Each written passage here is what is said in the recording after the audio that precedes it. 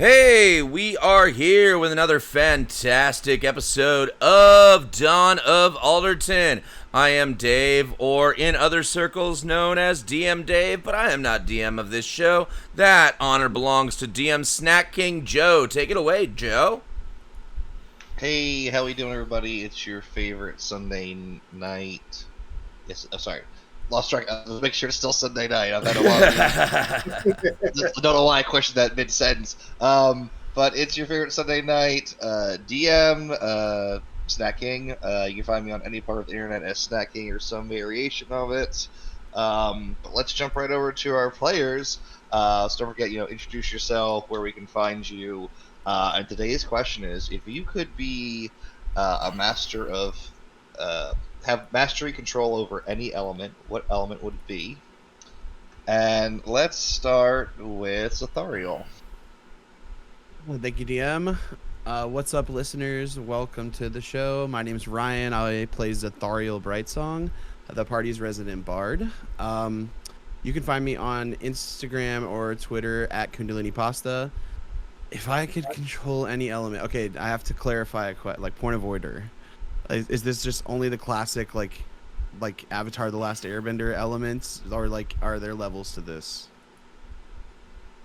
I mean, I say just answer instinctively, dude. Don't worry about it. Okay, all right, we're going. I have to be a waterbender then. I was always a waterbender when we were kids. If I could control any element, it would be water. All right, excellent. Good to hear. Let's jump down to Zasha. Hello, everyone. Thank you, Snack King. Hi, guys. My name is Mitch. I play Zasha Beesons, the party's purple Gatorade holy healer. And yeah, you can find me at Icy Wiener on now various platforms. Unfortunately, not in the Twitch chat today because of more technical issues. But hey, Icy Wiener, look him up. Anyways, for elements, I think, I think I would have to go with full classic air.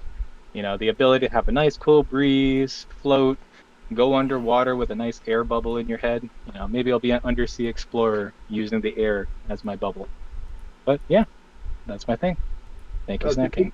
To be clear, you want the air bubble around your head, not in it. Yes, around my head, yes. Clarification. I mean... That's a whole different thing. There's a whole new meaning to airhead, am I right? Oh, yeah, there you go. How the fuck is this happening? Excellent. And let's jump over to Clover. Hello, everyone. My name's Emily. I play Clover, the team's sprite artificer and tattoo artist. Too many words to say at once. You can find me on Instagram at Kittenmin66 and on Tuesday nights with the Cyber Knights with a couple of these guys. And I guess traditional 4 elements, I would pick air. Other elements, I think like metal bending and working with molten metals would be really cool. We love Toph Beifong in this chat. We love Toph. Toph is awesome. Excellent. And with that, let's jump over to Deirdre. My name's Bailey. I play Deirdre. You can find me on Instagram at FloralGypsy25. I'm the not-so-sneaky rogue. I was a little sneaky last episode, but most of the time I'm not trying to be sneaky. And I'm not going to pick a traditional element. I want to be the master of the element of surprise. Yeah. I like it. That was definitely outside the box thinking. Thank you. Beautiful. Thank you very much. And let's jump over to Lucian. Hey everybody, I'm Lucian, otherwise known as Eric. You can find me at Nagatsu_Seiken pretty much anywhere. Feel free to hit me up. I'm happy to answer any questions. And, excuse me. No. Seeing as we've got most of the primordial elements covered, I think I'm going to go way outside of the box and be able to control helium. Hey, helium farmer.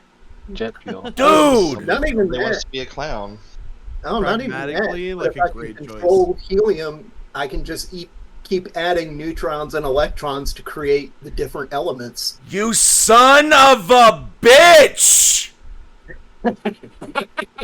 And still yours. Wow. There you go.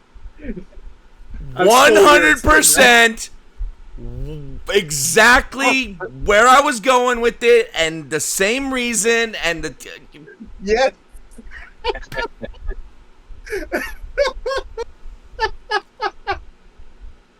I'm sorry, Dave. Wow. Group stealing ideas every week.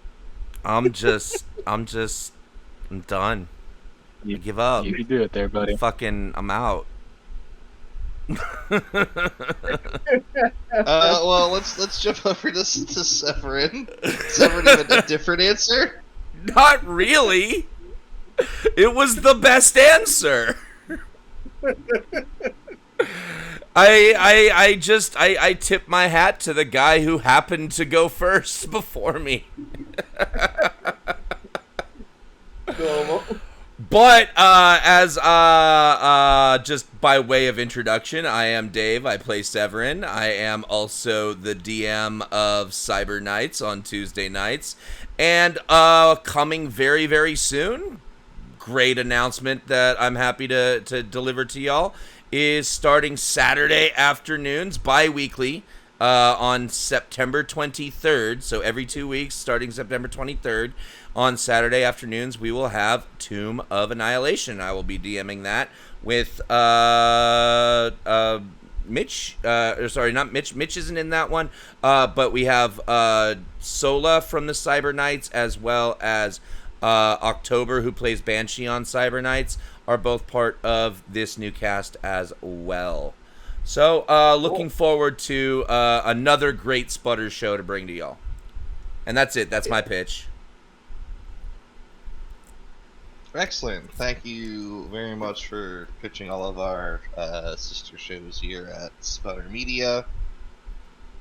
If I had to control any element, I just wouldn't. That sounds like a lot of work, and I'm kind of lazy, so it's just me. I just wouldn't. I would just be like, nah. Yeah. Elemental controls for those freaking bender people. Fuck those guys. Of all the times me and my nerd friends had this conversation heatedly for hours on end, no one ever said, "Yeah, I just wouldn't." I've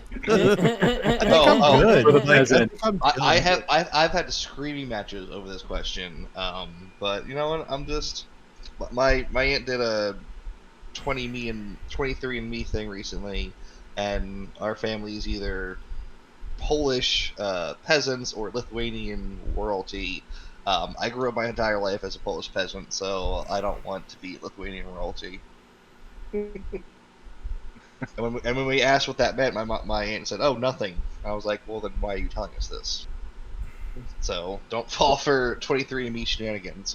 But with that, let's take a second and pay homage to our corporate sponsors over at W.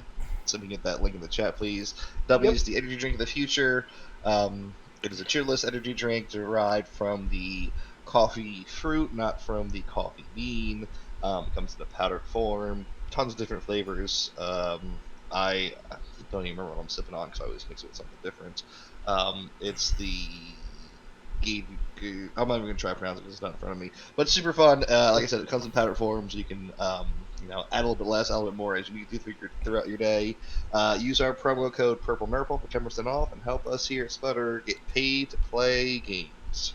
And before we continue too deep, I want to apologize to our live viewers. There will not be roles displayed today. There's a little issue with the OBS utilities, and it is just not displaying the chat logs. So you are just going to have to hear our beautiful voices shout in either defeat or sorrow as we see the numbers come across our own screens. Absolutely. And with that, let's jump right into our recap. Do we have a volunteer for inspiration? I'll do it.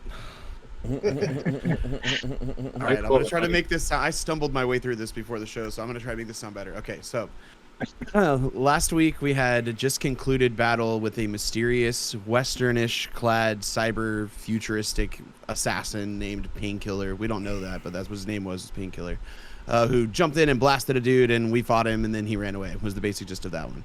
But after that fight, we had detained the gentleman that he had shot, a guy by the name of Falcon the Hunter, and the assassin had accused him of being a slaver. So for the first little while there, we were all a little hyped up on battle, and we were interrogating this poor detained man who just got blasted. And we just all, like, you know, took a breath and decided philosophically we were going to let this guy go. Like, this wasn't any of our real business, and we'll figure out what's going on with this in the future. We succeeded in procuring a room, but we did make it out of that combat with an antimatter rifle that I don't think we can use yet, but it's cool. We did get a gun out of this fight. I think after that, everybody pretty much proceeded to go to bed. There was I don't think I'm missing anything here. We went to bed first, right? And then the next morning, there was a scene between... Okay, first when we went to bed, Zasha had a vignette where he prayed to his deity and was seeking guidance. And then I believe there was a small vignette after that between him and Severin about something along religion-wise. But the next morning, there was definitely... Go ahead. There's one more thing. I had an unfruitful search. Oh, yes, ma'am. I'm so sorry. I forgot about that. No, you're okay. Deirdre had detected like a presence, right? Yeah. It was like a spirit presence that Deirdre did attempt to investigate, but did not lead to anything. The next morning, Zasha and Severin woke up before everybody else. Zasha was having his cigarette, and they investigated a sound that they heard in the barn, and like busted in and on this tabaxi who's just trying to sleep, and scared the ever-loving bejesus out of him for and then kind of scolded each other and gaslit each other a little bit, and then all joined us at the breakfast table. Thariel was just playing his flute and working on his song about the Welcome Wench tavern owners. We decided vocally as a party that whatever we witnessed the night before, like, it's none of our, like, we don't have a dog in the fight and it's a distraction, so we voted, I think, to continue on to Cloudshire. Deirdre, hilariously, we all sat down and without absolutely any prelude at all was like, all right, who gets it? Like, who wants in about the gun that we had stolen? And so I think we ended up giving it to Clover, and it shrunk down to her size. We determined based on the rolls that we can't somebody remind me what we found out about the gun? That it was powerfully magical, and that until it gets studied, we can't really use it. So that's it's like a bit of a goal for Clover over our future travels, is to study and understand this gun so that she can either dismantle and use it or equip it or something fancy with it, but it's very powerful. And so now we set off, I guess, probably behind Severin, because he's the one who knows these roads best, I think is what we've determined previously. But I think that's where we left it. Did I miss anything? Nothing I can recall. You forgot the troll. I still forget the troll. You're gonna no, I don't. There's no troll messing with you. I'm sorry. Oh, so you're the troll. You're trolling me right now. Okay. Okay. Inspiración. Let's go.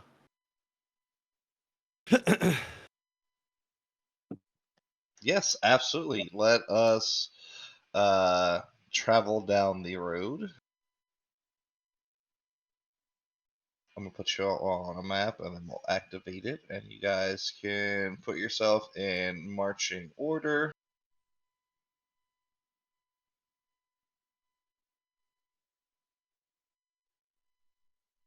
Switching maps. As you leave the Woeful Ways inn, and it is behind you on the trail, go ahead, just like I said, set yourself up in marching order, and then we will continue. I need to know who's in front, and where everyone is, based off of passives. Please. I think probably closer to the front. We're following. So Clover's with Zasha, and then I think we're probably following you, Severin, because isn't that what we determined last? Is that he knew the routes? Yeah, effectively. Yes. That him sounds combined about with right. Clover's map. And Severin certainly wouldn't mind being in front of the party and being the first target for any approaching danger.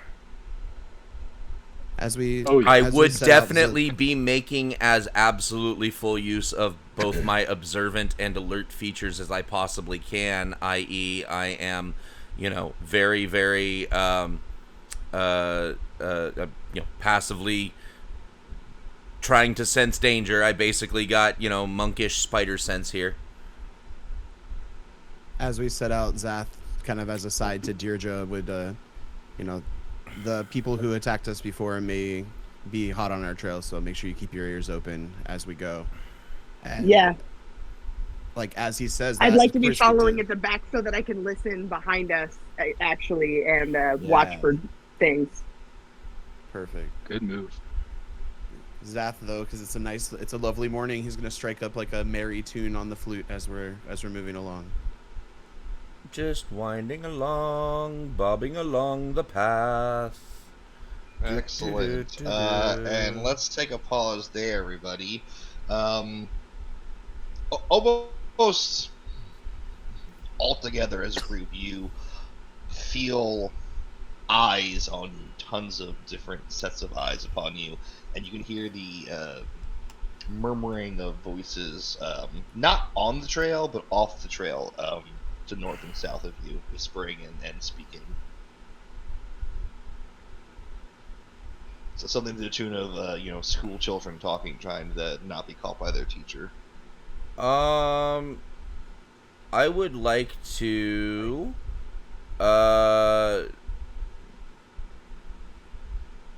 focus in on the noise, see if I can distinguish more. What languages do you speak, Severin? Ooh, that is a good question. Common, Elvish, and Celestial. It is not a language that you can understand, That's fair. but you are able to make out that they are whispered conversations, obviously trying to be quiet. Okay. And If we make am a I able to perception, see? Am I able to see any of these people or no? Same question. These people are skillfully hidden. Passive perception of 20. Fuck all. Yep. Sorry. They're beating that what they're doing. Fair. I could go detect thoughts again and try to catch like what it allows me to like search for. Let's see. You need to see your creatures target. I'm- and detect thought. Can also use the spell. To You detect do the not presence need of to thinking see creatures. a target to detect thoughts. You just detect thoughts within the range of the spell. So But you- I was hold on, going hold to on, say hold on, I hold wanted on, to hold on. use a hand gesture to kind of like alert the party and maybe give like a shushing quiet motion. And I would like to proceed, but I will wait for whatever Zath was going to do. But I wanted to proceed stealthily in the direction of the noises. Joe actually has it here. The spell reads that I can only read the thoughts of a creature I can see. I can really? use them to detect the presence of thinking creatures Yes. I can't see, but I can't read their thoughts directly. So I could at least use it to see if this is like one person casting some Right. sort of whisper illusion on us, or if it's actually a sea of things around us. What's the range of the spell? 30 feet. I think we were When you both cast right. the There was spell just a as more your action During the complicated. duration, you can search for thoughts within 30 feet of you. The spell can penetrate barriers, but 2 feet of rock, 2 inches of any metal other than lead, or a thin sheet of lead blocks you. You cannot detect a creature with an intelligence of 3 or lower, or one that does not speak any language. As you cast the detect spell thoughts, and it activates in that range, you can tell that those creatures are deliberately moving out of that range. You're not sure how many there are, but there is at least a dozen that you sensed before they actively moved out of your range. I would absolutely share that with the party. Like Zath would kind of like So, upon hearing all the whispers, he would like immediately cast out with his thoughts around him, and upon sensing that like the flute music stops, he crouches, he's ready for action, and like in a hushed voice, share that information with the party that at least a dozen presence is just scattered away from us. We need to be on our guard here. I'm gonna not cast that because I don't want it to do that crazy wave for the next hour, but I'll consume the spell slot. I do think I've got the template issue fixed though, for the record. It's chill. We'll just mark it as a consume the spell. But that works too. But yeah, no, I would like to. He shared that, so I know they're trying to move away from us. I did say I wanted to proceed stealthily, and with my movement speed, even stealthy, I can cover 50 feet around with a dash.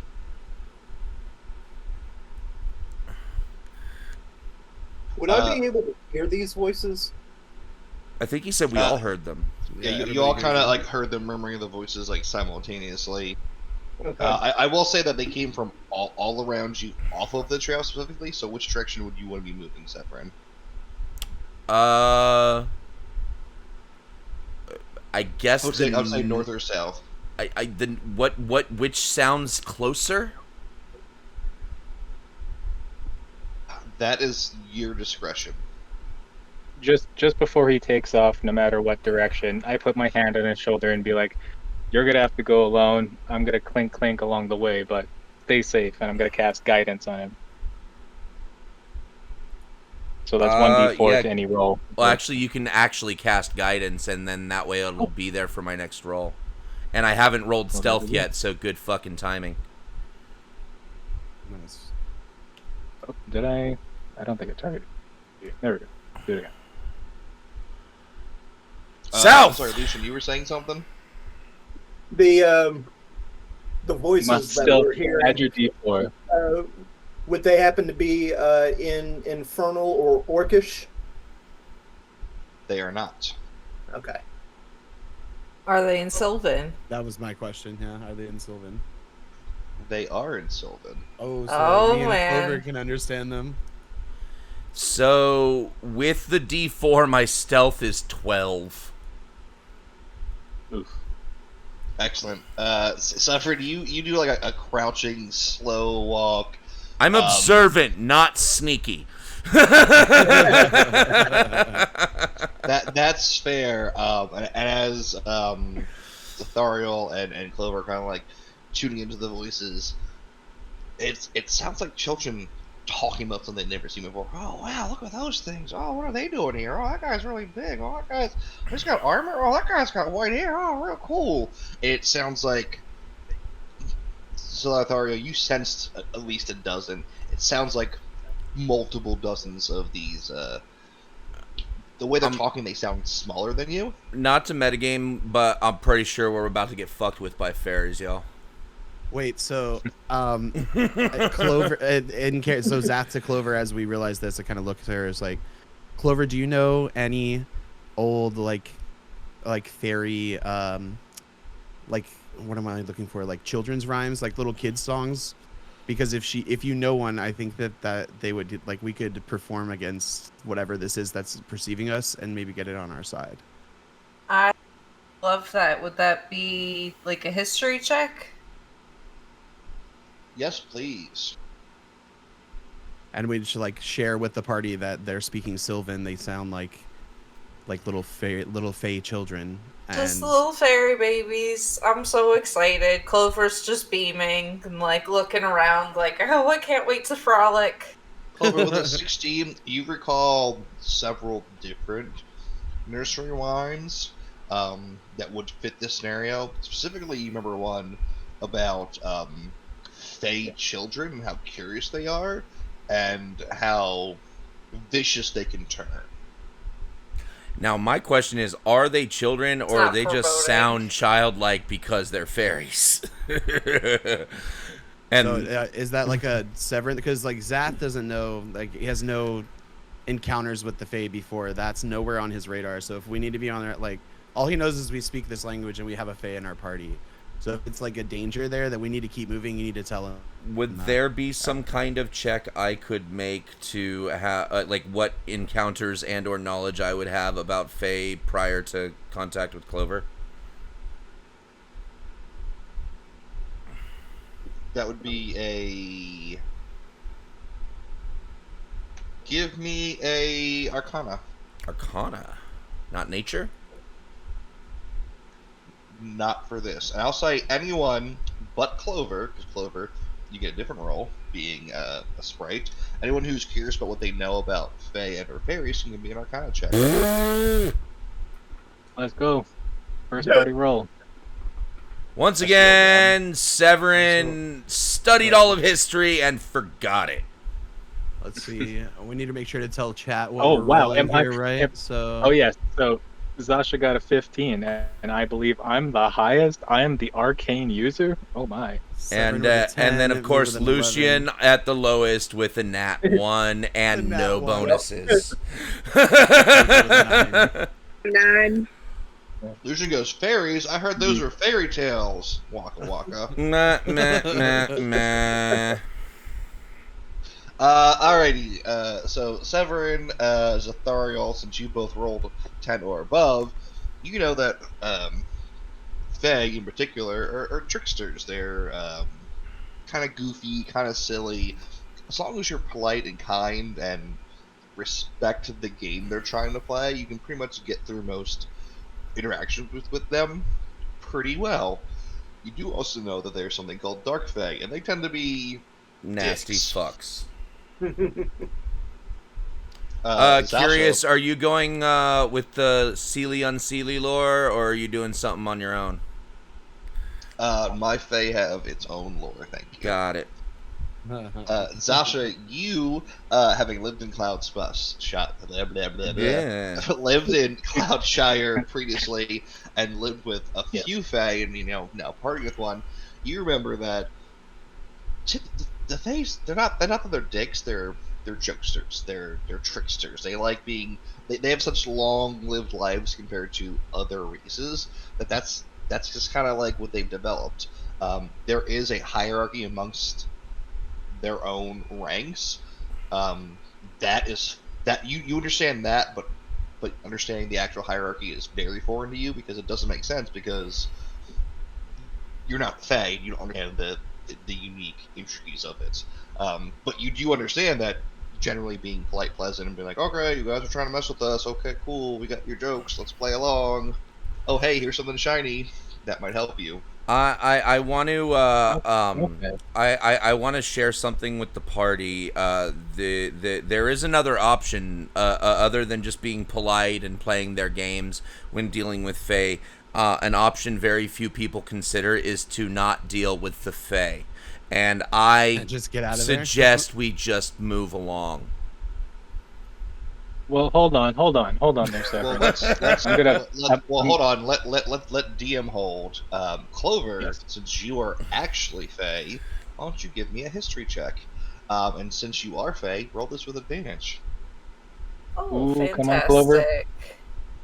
History with... Something tells me she would know that what I said was accurate, probably. Yay! 22. There we go, Nice. Clover. But continue. 22 is fantastic. That's exactly what I hope you got. Hold on, let me swallow this Trisket.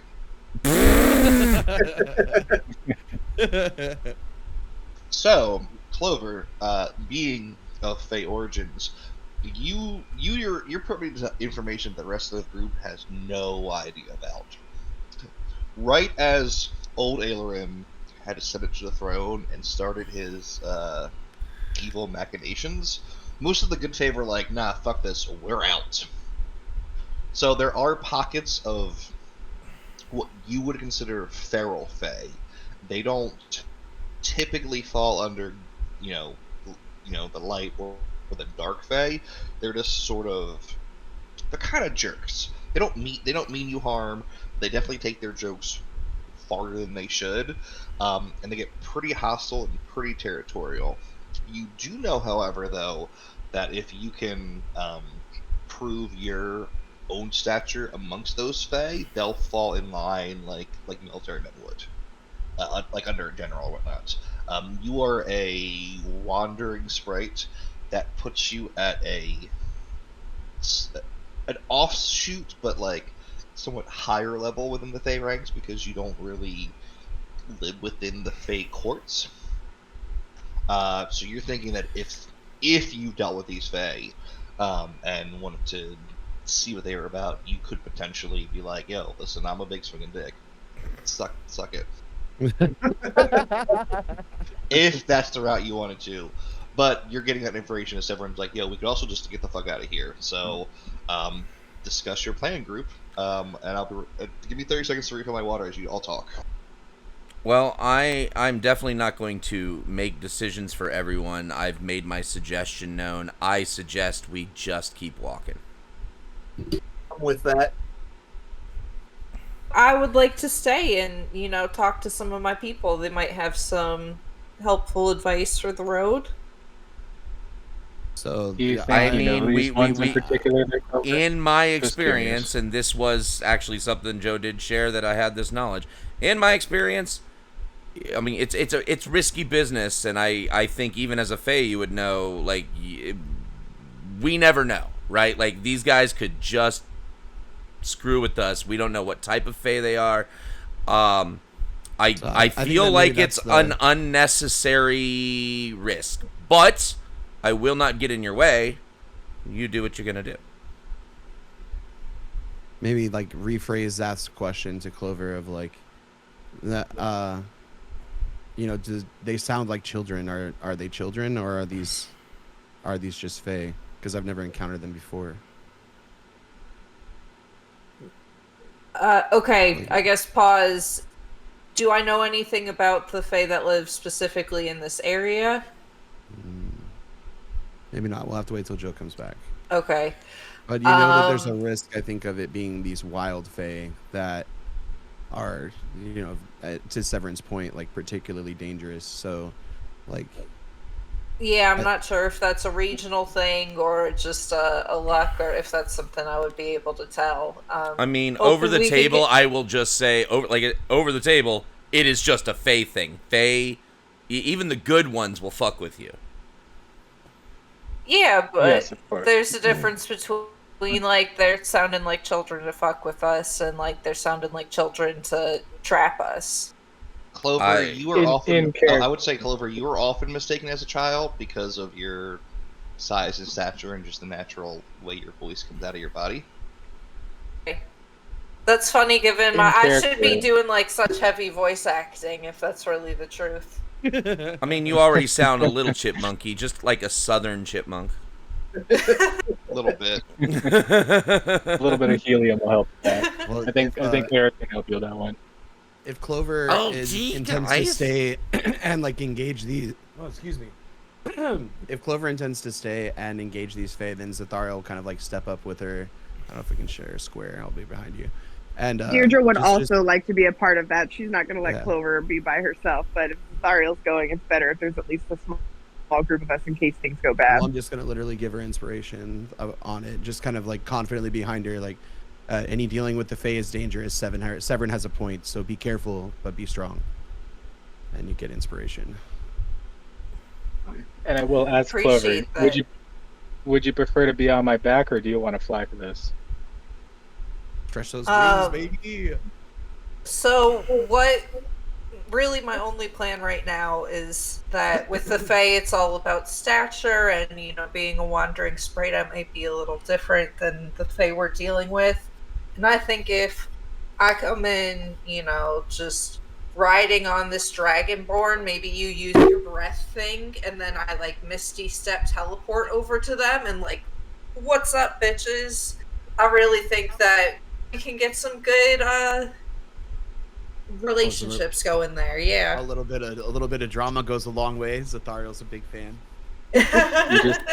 You see a big toothy grin on Zasha's face and be like, okay, well, if it's a performance we need, let's give him one then, and I'll pat Clover on the back and give her guidance as well. I would like to thank ready you. an action to start Alderton's very first game of Whack-A-Mole. That is fair. Lucian, you're the only one that hasn't responded. Are you doing anything in response to all this?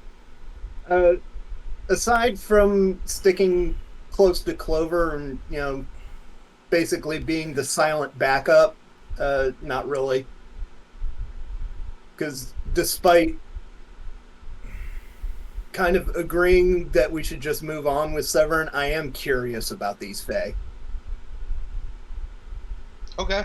So if I understand it properly, Clover, you're gonna ride in on Zasha's back and kind of make like a. So are you trying to intimidate these other Faes? I guess is my question. Thinking there's two possibilities. One, they are actually just curious children and we'll give them a fun show. Or they're trying to be tricky and they're, some shadier Fae. And we might intimidate them a little bit. I think that would be okay. Show them that they're messing with a powerful sprite. I do feel like we're making a lot of assumptions considering we still have not even laid eyes on these creatures yet. All we've heard are voices. Well, we're about to find out. I that's why I'm kind of waiting. I would rather, I was trying to see if I could go see them, and get information about, I don't know, visually confirm what we're looking at.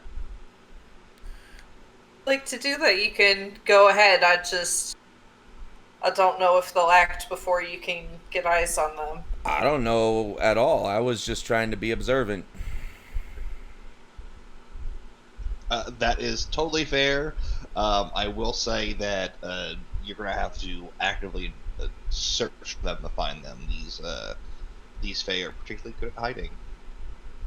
So maybe like whenever Clover does this like display on Sasha's back, like Clover Dragon Rider energy, she speaks loudly and in Sylvan, like to kind of call to these creatures and engage them. Like they're. It sounds to me like they're just like they're staying intentionally out of the range of Zethariel's read thoughts. They're staying intentionally in the shadows. So I think we're gonna have to actively engage them if we want to draw them out, or just keep moving and see if they engage us. Well, we're losing daylight here, guys. Let's make this happen then. Mm-hmm. Clover, let's you ready do to something. Go? Okay, yeah, let's do it. All right. Well, Severin was actively trying to pursue and look for them, so we'll head that way. I'll have Clover on my shoulders. And is there like any hill or anything that we need to cross, heading towards those voices? As you head off the trail into the high grass, you notice that it gets ridiculously high to the point where it's above your head, Sasha. Oh shit. Yes. Clover, since you are on his back, will move you. Thank you. I would like each of you to give me an insight check. That's Asha and Clover.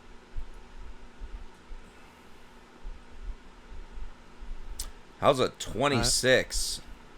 No. I'm rolling 8 plus 3 is an 11. 21 for Asha. 20 for Clover. Wow, we all did good. 21 for Bailey. I'm the only one without any ends. Zathariel, you watch your friends step off the trail and go into this tall grass, which seems to almost absorb them. And you're like, huh, that's weird. The rest of you are all like, oh, god damn it, this is a fucking trap, almost immediately. And you can hear the hee snickering of the Fae as you are now lost in the grass. Who could have possibly predicted this? Out loud. But Clover's just giggling. I mean, and she flies above the grass. So, low-key, Severin's losing trust for Clover. Like, I now kind of feel like you let us into a trap on purpose. Well, for Zasha, knowing that Clover's now flying over the grass, I'm going to kick it off. So here's what happens. First and foremost, you see Zasha pull out his shield, his hammer, and he gives the loudest roar, and I'm gonna breath weapon everything 15 feet in front of me. Yes. Yeah, hell yeah. Just to clear that grass. To clear the grass. That's what I'm really trying to do. Not trying to hit anybody, but I'm trying to clear the grass. And if they're there, that's their problem. And then next, while Clover's floating up, I'm gonna snap my fingers, and Clover is gonna start glowing, or at the very least, I'm trying to make her glow, but her eyes might start glowing, and her voice is gonna get loud. I'm gonna use thaumaturgy or Thaumaturgy. thaumaturgy All for right. Well, hold on. yeah. Pause. Let's take one action at a time. So, Breath weapon. you breath weapon in front of you, clear the grass, and you're just well, the typical, best breath catching after a breath weapon, and you see the grass just magically unseat itself and grow back as if nothing there. But Zasha, I will tell you that in front of you is this floating in the air is this tiny sized little fey person. This little fey could fit in Clover's pockets, how small they are. And they give a little wave and go, "Wow, that was scary!" Buzz around you and zip off into the grass. Okay. Well, I'm still continuing with my second action, thaumaturgy on Clover, and I'm waiting for her response after that. I'm just looking scary. See that the fae that flew up near Sasha? Did you see that? Clover, you do not see that. No, okay. I just announced in Sylvan, hello, my fellow fae. It is a pleasure to meet you. Why don't you come out so we can chat? And I use prestidigitation to shoot off, some weird visions of flowers and clovers. You hear some cheers, and then out of the grass flies this probably about half your size fae. It's a younger looking little male fae with overalls that are all grass and leaf woven. Just looks at you and goes, "Well, what do you want in these parts of these folks?" Just wanted to introduce myself. We're some weary travelers, and it was nice to hear some Sylvan along the road. Oh, it's always nice. This conversation isn't Sylvan, by the way. Okay. Apologies, I should have said that. Well, it's always nice to hear the native tongue. Where are you from, outsider? Which cult do you belong to? I don't really belong, it's in the name, Wandering Sprite. I'm really just from here and from there. You might have heard of my tattooing business, though. It's, far and wide, well renowned. If you ever need a tattoo, let me know. And she hands him a business card. Written, a special Sylvan, tiny one that she has. I've never tattooed someone so small before, but I think it would be a unique challenge. But anyways, we're just hitting the road here on the way to Cloudshire, and I was so delighted to hear some friendly faces.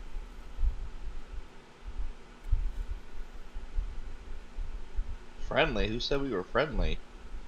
Okay, well, you don't have to be friendly. I just wanted to say hello. If you'd like, my friend could play a song for us, especially if you'd let the other friends out of the grass. Oh, a song. We haven't had a song played for us in a minute. Okay, Yeah, great. Have your friend play us something nice, and if you like it, we'll let your friends out the grass.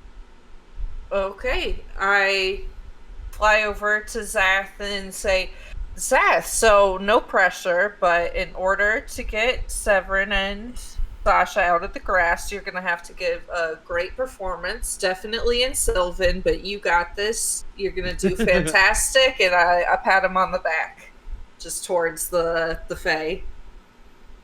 So what Zath would kind of chuckle and just I am going to give a great performance because we are going to give a great performance. Because those songs that I don't necessarily know. So you're going to lead the way, and I promise you just have to trust me to follow with you.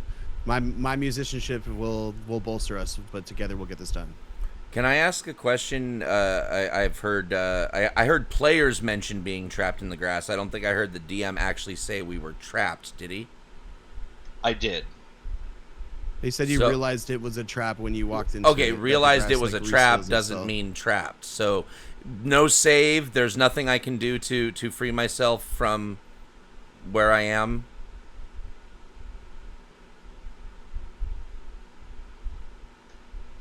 If you are attempting to find yourself back to the road, give me a survival. Sure. I'm still waiting there in my action figure pose, waiting for Clover to come back 23. with good news.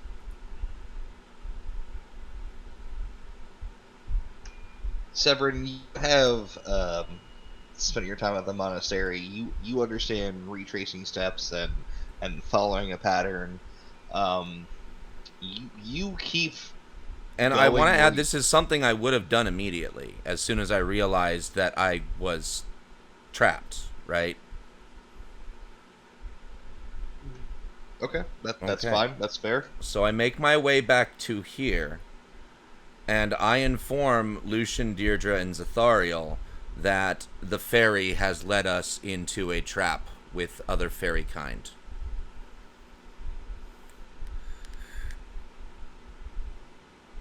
Seems a bit of a stretch, but leads you to that conclusion. I literally just escaped from a fairy trap.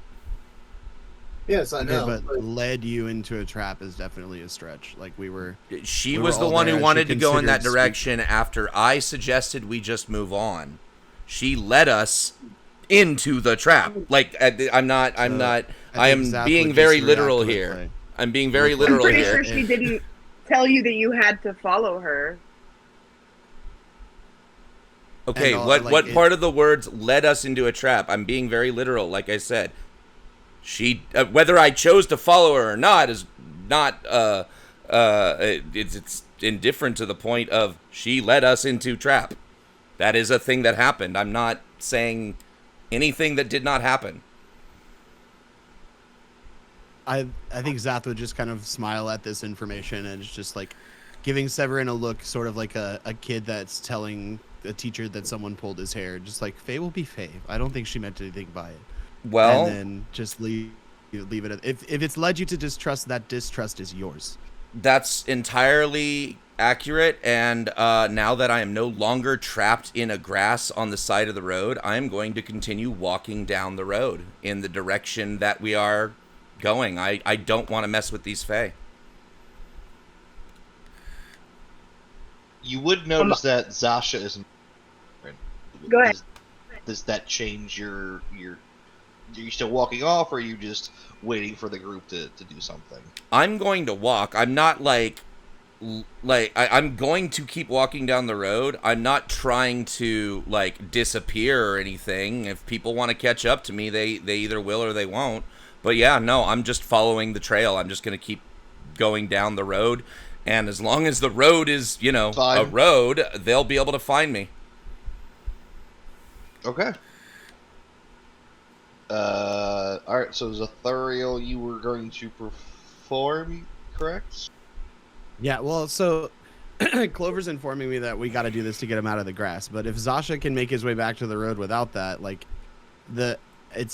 Clover, are we just performing for this guy because you like him and you want us to sing him a song, or is somebody trapped in the grass?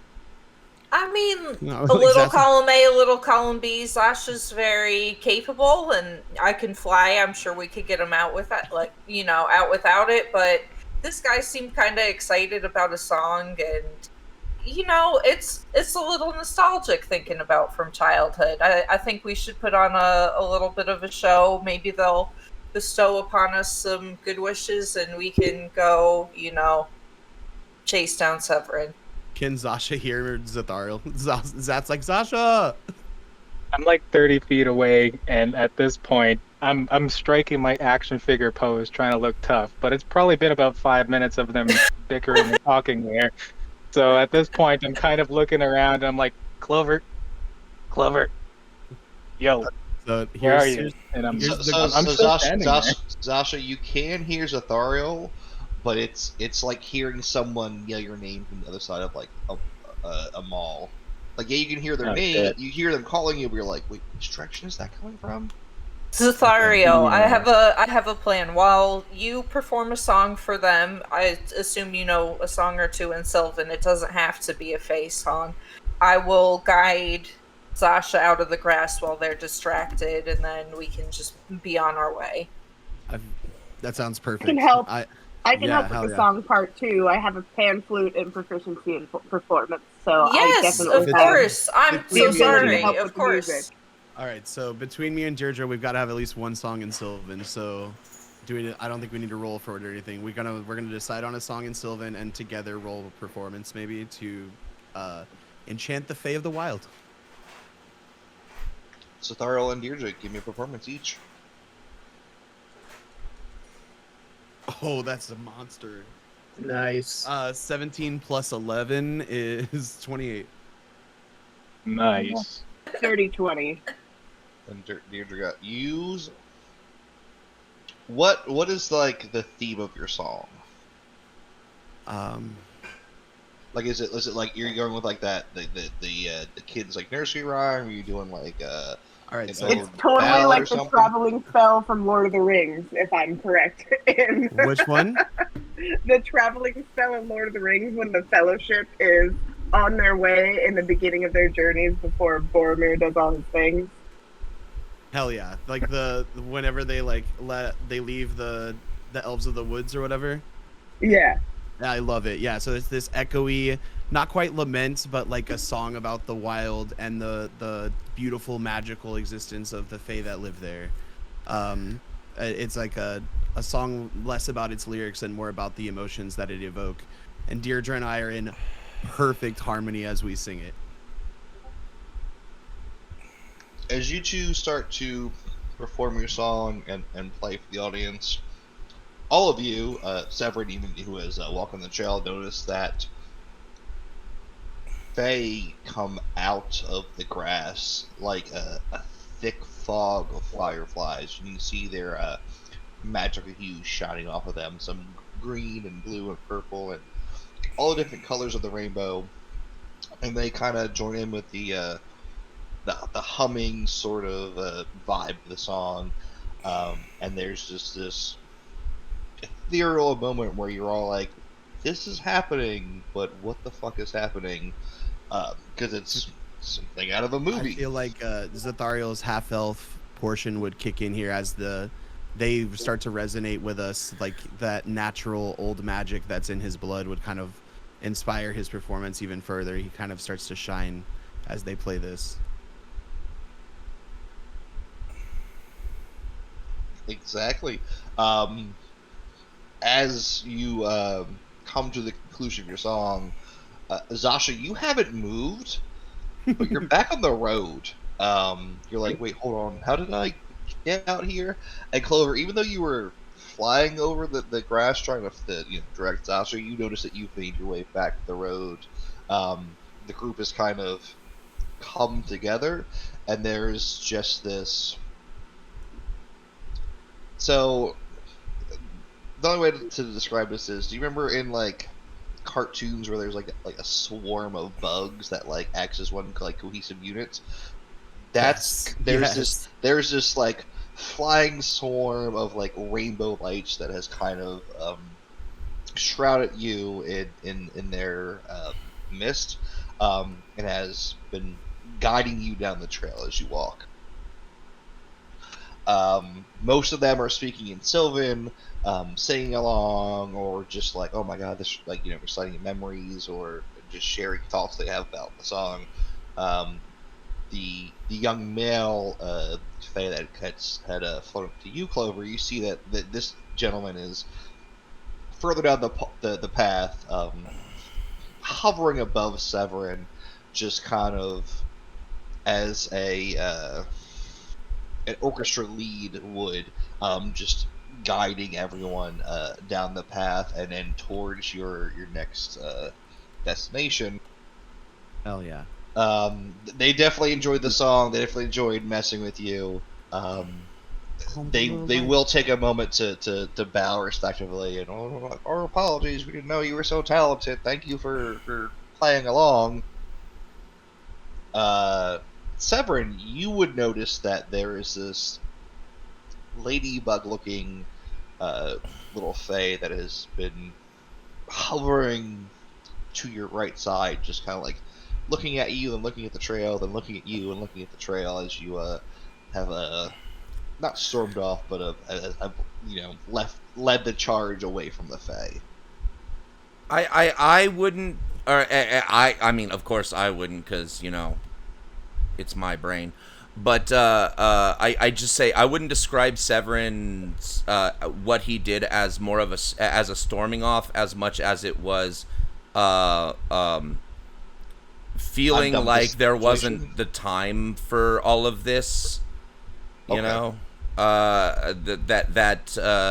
this was a distraction from the goals. Okay, that's fair. Thank you for the clarification. Actually, that's welcomed. But you do still notice this little, as I said, this ladybug-looking esque fae that is it's kind of taking you don't know if it's taking a shine to you, but you definitely recognize that red hue is the red of Ilmater. And I guess at this point, DM, we're probably all walking down the road now, right? Severin's just 20, 30 feet ahead of us, whatever, but we're following behind, and the Fae are guiding us along this trail with light, right? Absolutely. You're not sure when you all start walking, but at some point during the song, you all start walking.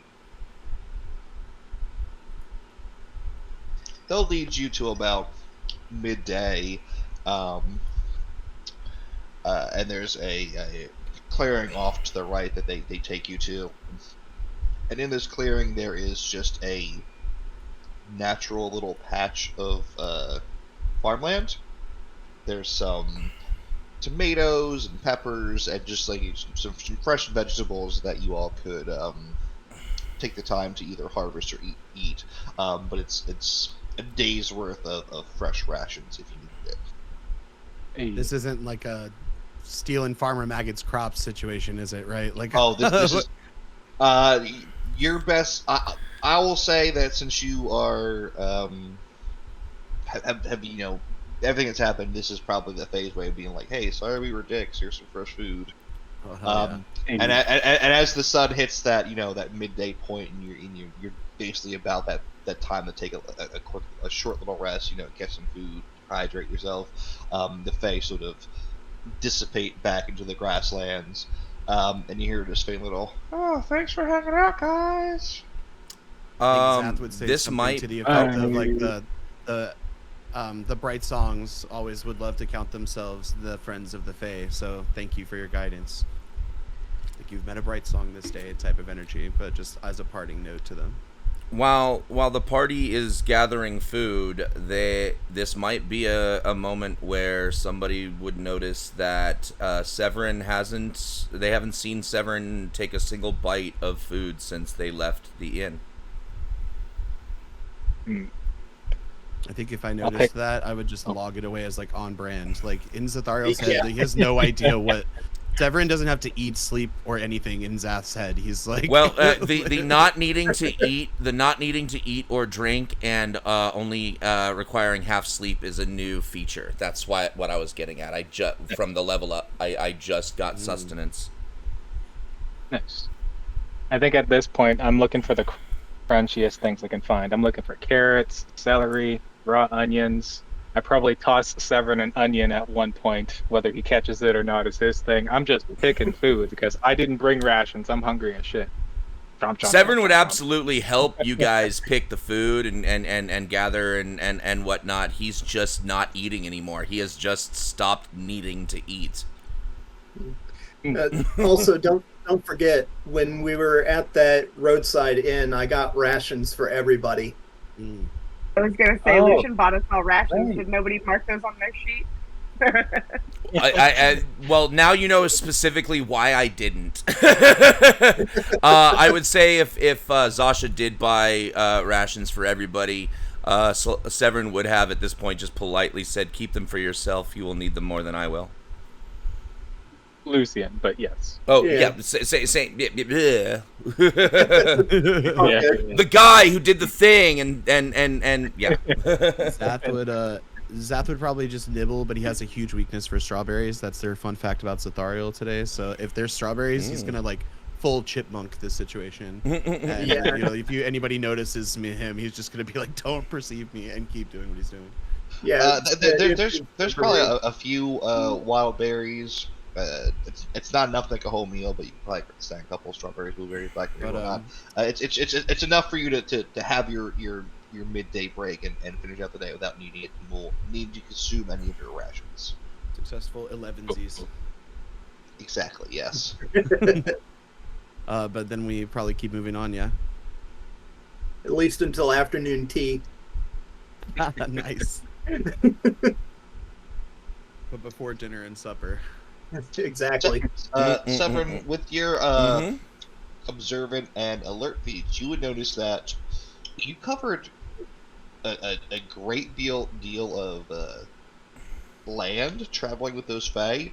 They definitely magically enhanced your walking speed, and you're farther along the trail than you thought you're farther along the trail than you should be at this point. Excellent.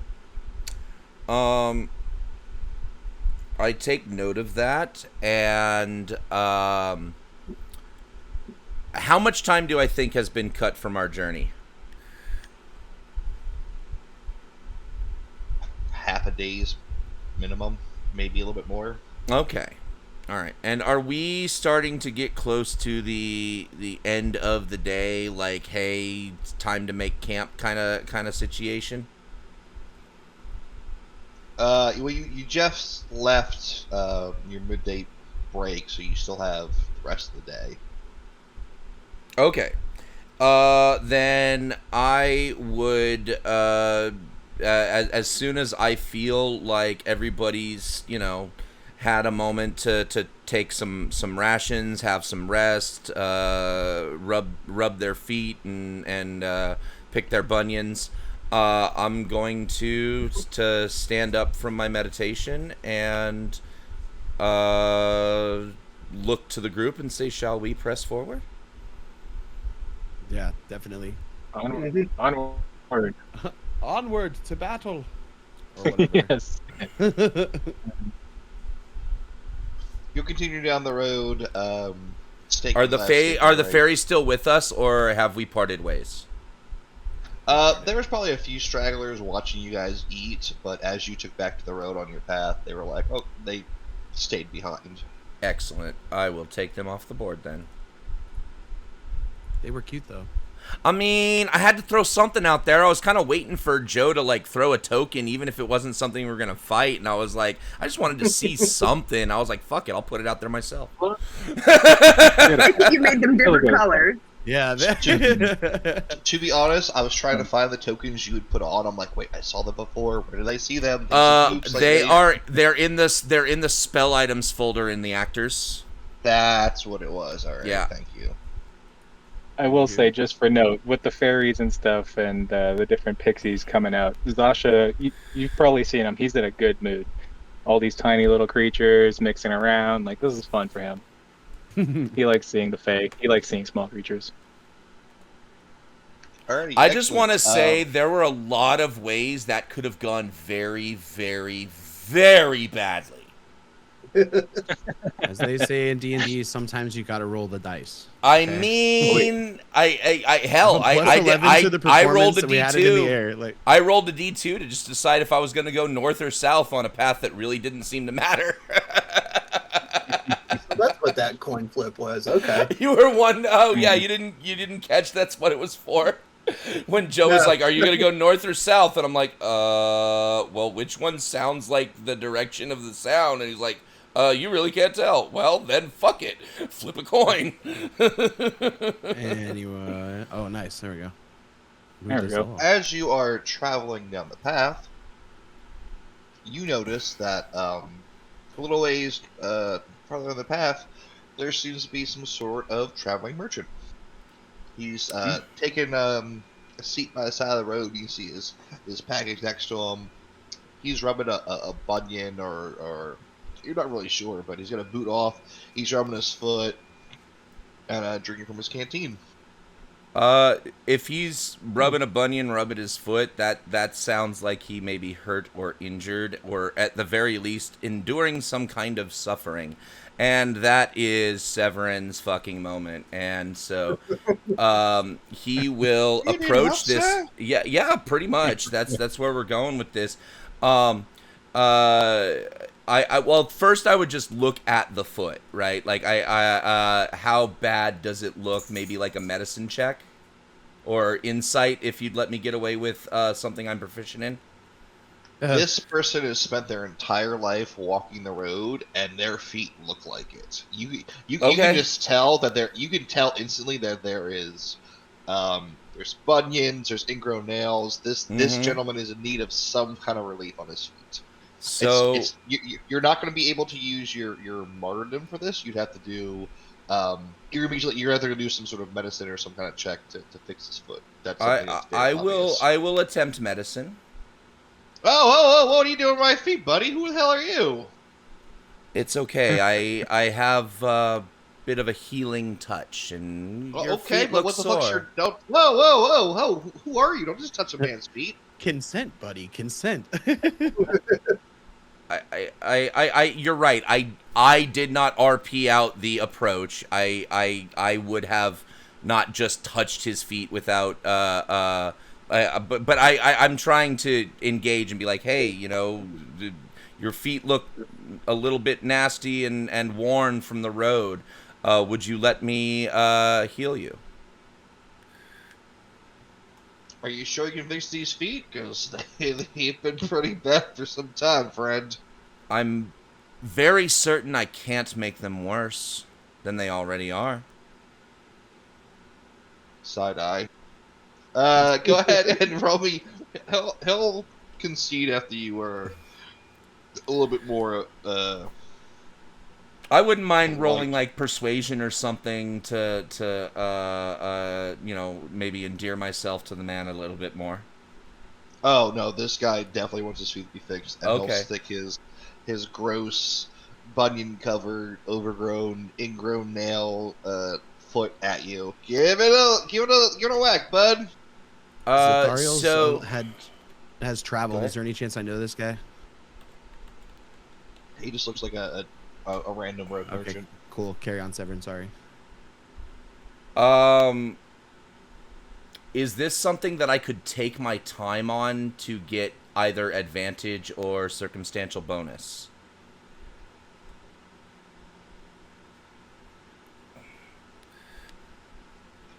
So you need a preliminary medicine check to assess the foot. Okay. And based upon that score, it'll determine any other. Could I bonuses. use insight for just my analysis of the foot? That sounds like a medicine thing, but If It you does had- sound like a medicine. I'm trying here. Come on now. all right. So if you had seen this gentleman walking around and whatnot, I would say an insight would be great. Trying to insight him when he's sitting down isn't the best bet. Sure, I'll buy that but- for $1 and just roll medicine and get a 13. I don't know what the DC is for determining how fucked up it is, but 13. A So bit about medicine. Would you like any help with that? I don't know yet. Let's find out what Joe says. So immediately you see that he has several toes with ingrown toenails, and you know for a fact, living in a monastery, that is something that is painful and could be easily rectified. It'd be another medicine check, but it's a low DC to just like carefully cut nails. You have toenails. You've done something Right, yeah, no, similar I've before. actually done what you're talking about to Yeah, myself, so like, this is a thing. After that, you notice that there are some very heavy calloused bunions, basically areas of the foot that if you were to successfully shave down would leave a lot of pressure to this gentleman. Before doing my medicine check, I want to go ahead and burn my stigmata, some points for my stigmata, to maybe like just soothe the pain that he is enduring as best I can. It may not fix the problem. I know I have to do the check, but like I still want to just like give him some a little bit of my hit points to soothe the injured area, and I will burn. Well, hold on. Yep. Pause. 'Cause I specifically said your stigmata would not be fix able it. to- I know. would not- I'm would- doing would- this for if- flavor.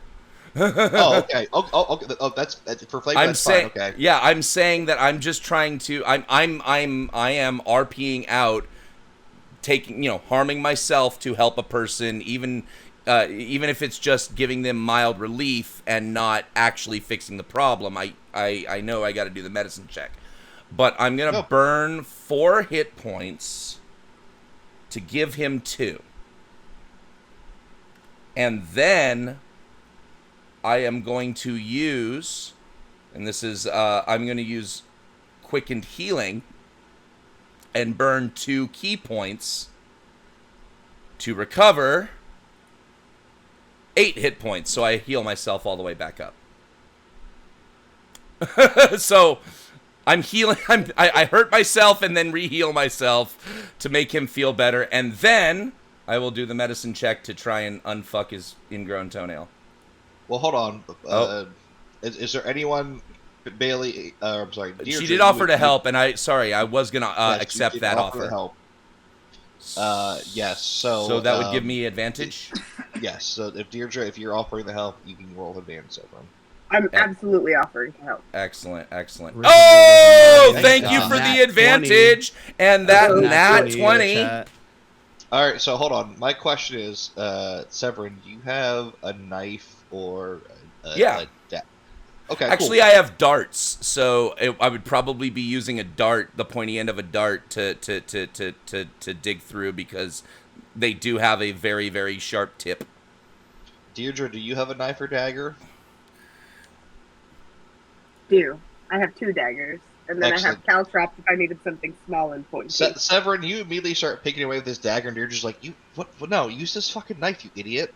And you're like, oh shit, this is a much better idea because it has an actual blade rather than a point. And that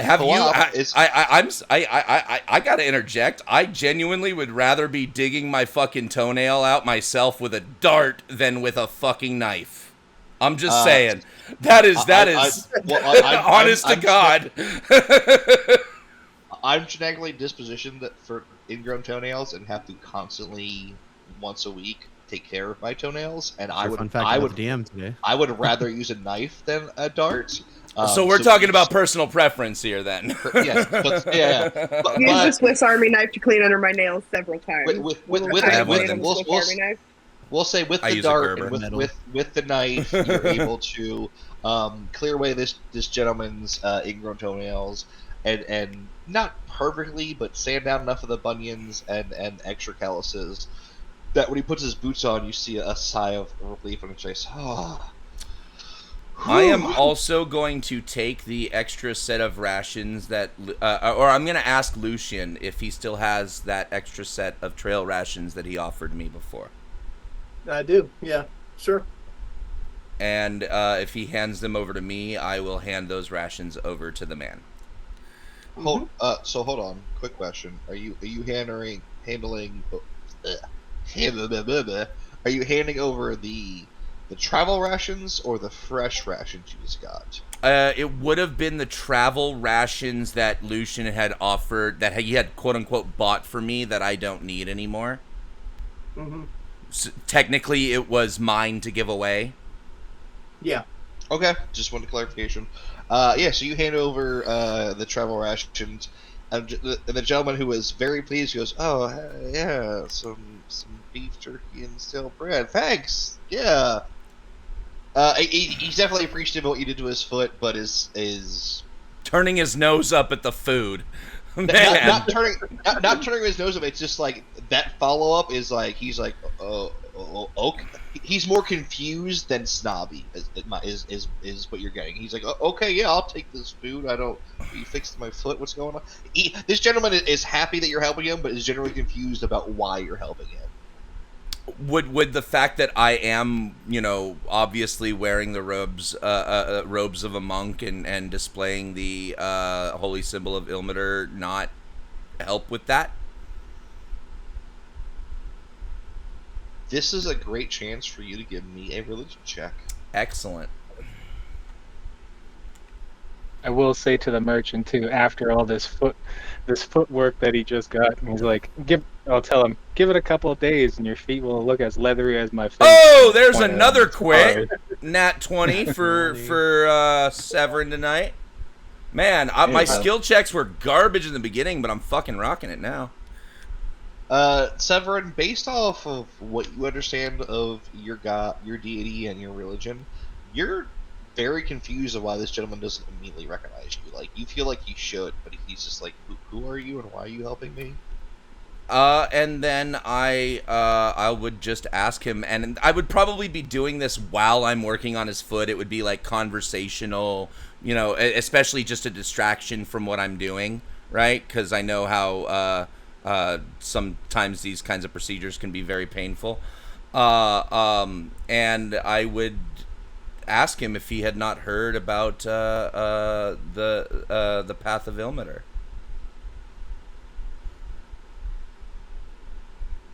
Yeah, I worship this god. He pulls out like a handful of gold coins and like shakes them at you. But to each their own, buddy. I appreciate the help. I would like to persuade the man to learn of Ilmater and how good of a god he is. Do you have a moment to learn about our Lord and Savior Ilmater? Yeah, that's basically what I'm doing. Yep. Oh no. Oh boy. So it's gonna take a little bit of time for you to do what you're doing to his foot. So he will. I have a captive audience here. Like, yes. You're like, oh, while I'm scrubbing your foot, you want to talk about my god? He's just like, well, I'm not gonna say no, be rude. So you go through your for lack of a better word, spiel. 19 on a persuasion check. He and I'm not trying. I didn't tell. I'm not trying to persuade him to convert. I'm just trying to persuade him to learn more. He will listen to your tales as he adjusts his boot and kind of like walk around and see how his foot feels. He's giving you his attention, but it's obvious that he's not wholeheartedly interested. And Does he have I a will. cart full of goods with him? Sorry.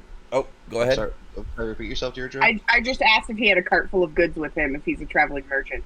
Not a cart, but a very round style, basically like a keg on straps that is on the ground next to him. Okay.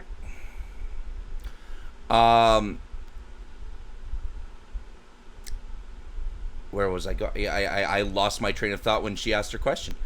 Okay, I was actually so gonna sorry. do something. I was actually gonna do something while Severin's rubbing down this guy's feet. So I still have Clover on my back. I don't know if she's there, but I'm gonna go over to Lucien and at least pat him on the shoulder and be like, "Oh, hey, I never did properly thank you for those rations. I appreciate it. So, it was nice to get these fresh veggies to go along with it, but appreciate the ale and the meat there, buddy." Pat him on the back. And if you don't mind me asking, no offense, judging from the looks of you, where did you come across this money? I mean, I'm sorry, I'm the working poor here, man. I was making like $1 a month almost, and I had to save for what I got, but you're walking around with a lot of cash. A little curious. Well, I suppose I can tell you now, but I make my living, if you want to call it that, by burgling those who would do wrong by the poor.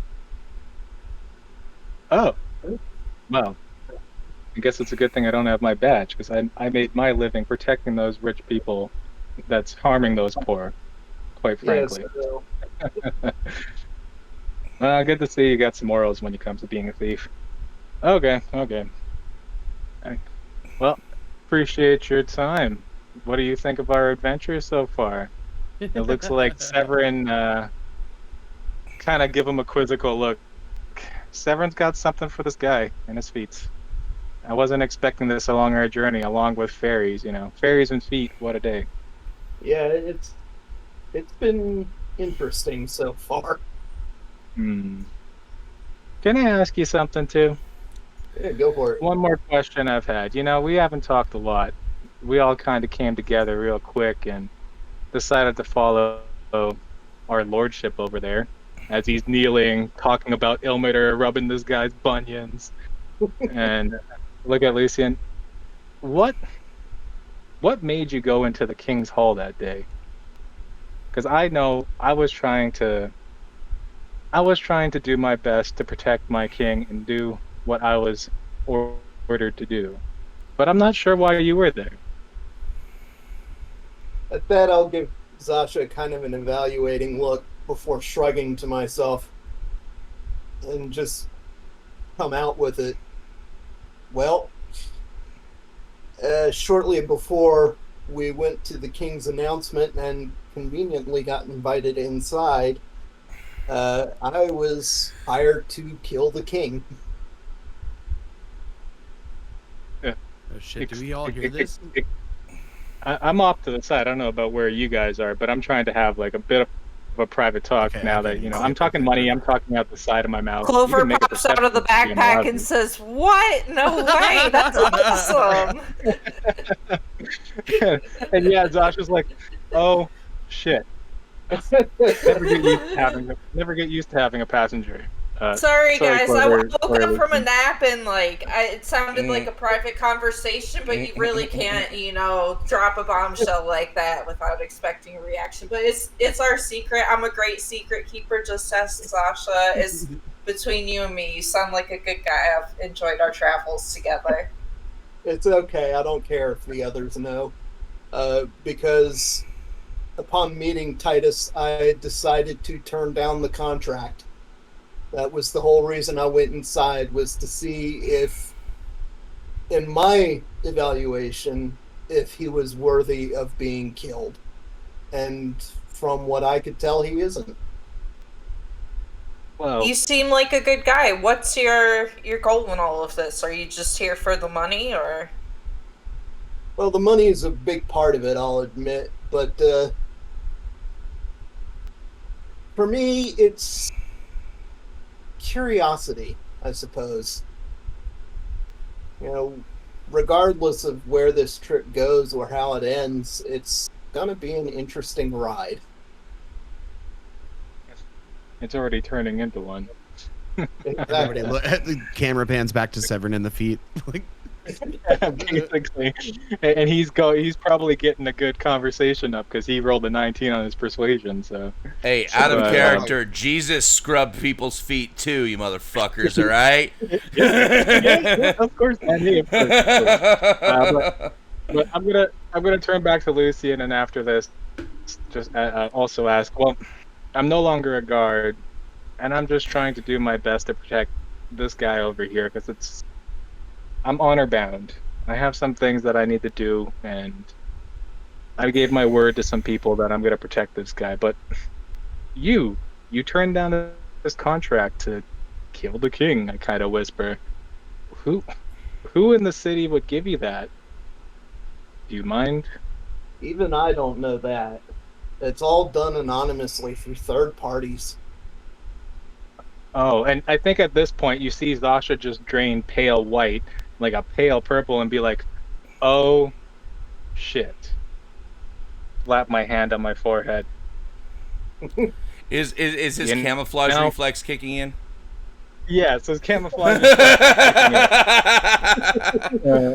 and he full on face palms and looks at the group, looks at Severin, turns around so that if anybody can read lips, they can't read it, and be like, "I completely forgot.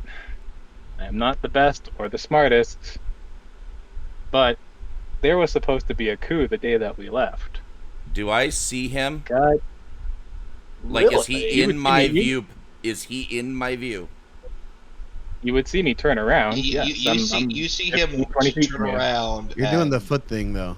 I know. I'm just saying because he mentioned about reading lips, and I actually can, and I was wondering if he was throwing that out deliberately at me. Yeah, Away from you, yeah. He definitely was, but he definitely turned away from you, so you couldn't. So Yep. At Yep. this Yep. point, I want to ask if I can roll perception because, like, if Zap is technically on the map close enough for this, but you guys have been trying to have a private thing, I guess maybe, especially with this part, I don't know if I'll notice it, but if this is something that I can hear, Zap's all ears about this. You definitely would have heard Clover pop out of the bag and be like, "What?" Yeah, and notice something in the conversation at least. Like Severin with the foot thing, so I don't think I can hear it if I'm paying attention to the foot thing. I also am actively looking for this merchant's stuff. So his barrel of goods is sealed, and there's no way to open it without alerting him since he's right next to it. With a 14 as Ethereal, you're definitely able to be a part of the at least hear most of the conversations being had between Zasha and Lucian, because yes, they said they were talking to themselves, but neither of them said, "Hey, I'm trying to not be heard." And requested roll. So he wouldn't interrupt. He would just be listening. So y'all go ahead. Yeah, and So I wouldn't exactly be trying to be secretive about any of this because, as far as I'm concerned, it's largely already over and history. So I don't care. Yeah. After that Good. quick little conversation, the road merchant will take his foot from Severin and put his boot and goes, "Ah, excellent. So y'all know you got a fork in the road coming up, correct? You want me to tell you what? Do I know this? Because you said I knew the road. So do I know this? I'm asking out of character. Like I'm wondering, does my character know this when he says this? Give me a D100. Okay. There have been changes to the roads that you were. That is fair. That's a 59. You know that there are several forks and turns and twists within this road. You don't necessarily know what is in those areas, though. I mean, that's fair, but but did I know about the fork? I guess.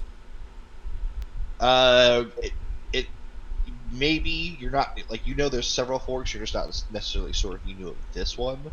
But it's not uncommon for this road to fork like this. And Well, I would respond, well, friend, now that we are clearly very well met, perhaps you could tell us about what we might find ahead of us on our journey. absolutely, right after this commercial break. Good timing. And we're gonna take our mid-game break here, so everyone can refill their waters, do what they gotta do, get their munchies. Oh, so what are we? Hey there, we are back, ladies and gentlemen. Thank you for your patience. We went slightly over our break time by like a minute, I think. But here we are, and let me kick it right back over to DM Snack King Joe. Hey yo, welcome back from the break, everybody. Hope you refilled your dummies or whatever you're drinking, sipping, smoking, and you are ready and raring to go. We left off. The Red Merchant had asked y'all a question about if you were looking for some information, correct? Yeah, I had asked specifically about the what we might find on the path ahead.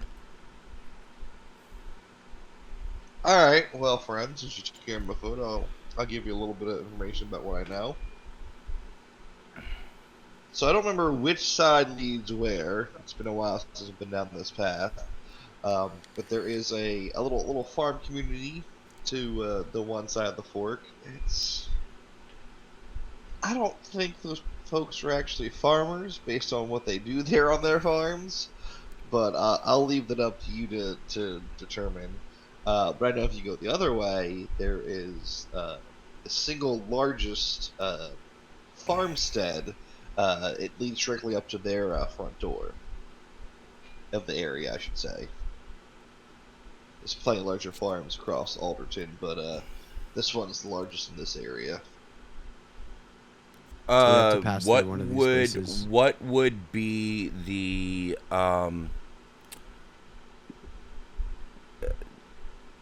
best path to Cloudshire? Nailed it. They both take roughly the same amount of time. I didn't say the time. I said best path.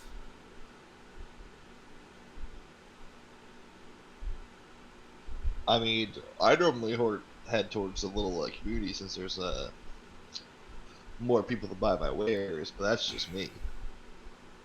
Well, you know what, guys? I'm kind of running low on my supplies as I shake out my tobacco pouch and nothing comes out but dust. I think maybe the smaller community might have what I'm looking for. We're And good at on the very rations if you least, want to it head would that probably way. be more likely the safer path if it is the one more traveled by merchants. Did he say? I You said agree. the smaller ones, Asha? Yeah, the- yeah, the the one smaller where one he's- with the... I Not the say big we farm. I say we take the the other merchant's path. I say we take we follow the same trail that he walks. Agreed.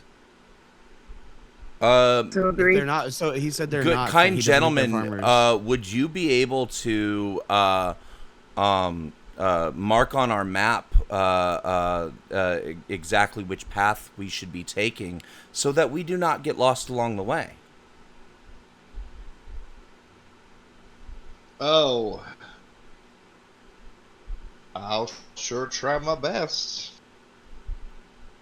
I need to look down at your map, and Basically, zoom I'm in just to- trying to make sure we don't have to do survival rolls to get on the right path. That's all I'm really fishing for.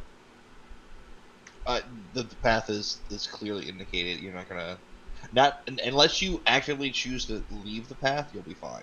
That's exactly what I wanted to get. That was the outcome I was looking for. Perfect.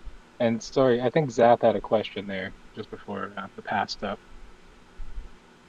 He said it's a farm, but they're not farmers because of what they do there. What do they do there? I don't think they're farmers, but it's definitely he does air quotes a farming community. Do you think that the Sounds community insidious. poses a danger, threat, or are they doing something dishonorable?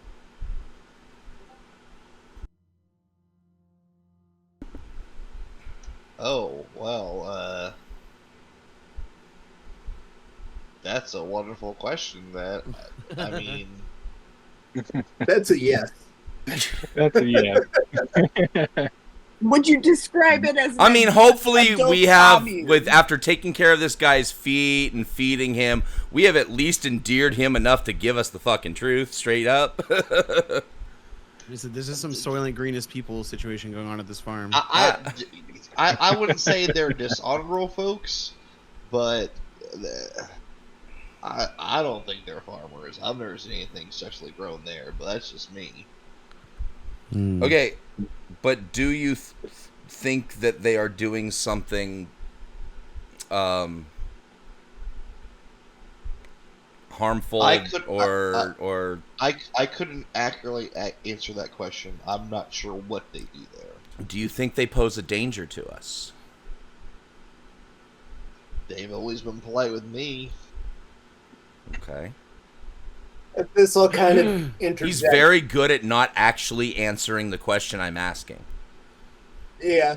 Alright. Insight, Wait, actually. this I way. would like to insight that because he isn't really answering the questions that I'm asking. He's Roll an insight. yeah. And Lucian, what were you gonna say? Sorry. Let's see how this And all goes. could I use my inspiration on this one? You can. Okay. Much better. That's a dirty 20.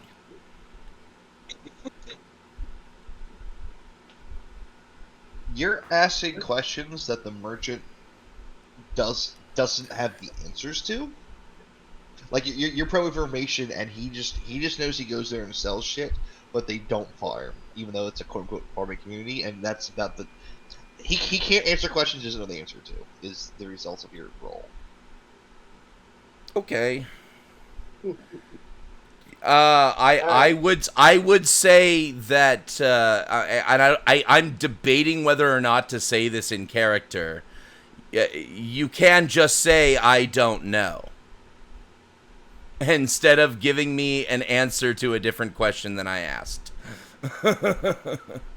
I am debating on whether or not to hold my tongue on that. All right. Well, let's see what Lucian's gonna do. Let me phrase it this way. Are you under the impression that if you were to do some investigating of the community, that they would be threatened by that?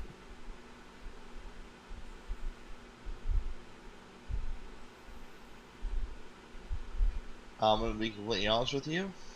I sell stuff by walking down the trail, and I don't really go snooping into other people's business if they don't got coin that I can part with. So, with that answer, Severin would turn to the group and say, I mean, we may have just... I think we got all the information we can here. That's over the table, not out loud. Yeah. I say we press forward and use our merchant friends' information to make sure that we stay on the right path. And we do need a resupply, but let's keep our guard about us when we enter that community. And I'll just turn back to the rest of the party and be like, okay, that's a yes. I think we should check out the farming community. Sounds like we could have some fun there. Always trust an underbelly. Their language is gold, and we still have some. Well, let's go. Thank you for your time there, merchant. And Zasha walked away. And I'll be right there with Sasha. And okay, they can go ahead and just fucking walk off the map, but I'm gonna just wait until the DM says where we're going. All right. So I actually you all... want to ask the merchant if he has anything interesting for sale. What do Here's a you good mean by thing. I like how interesting? we met a merchant. That's the last question we ask him. Like, what are you selling? What are you carrying today? He did actually already tell us what he had. He had some freaking barrels or he had some freaking kegs. He didn't say what was in the barrels though. Is it wine? Is it mead?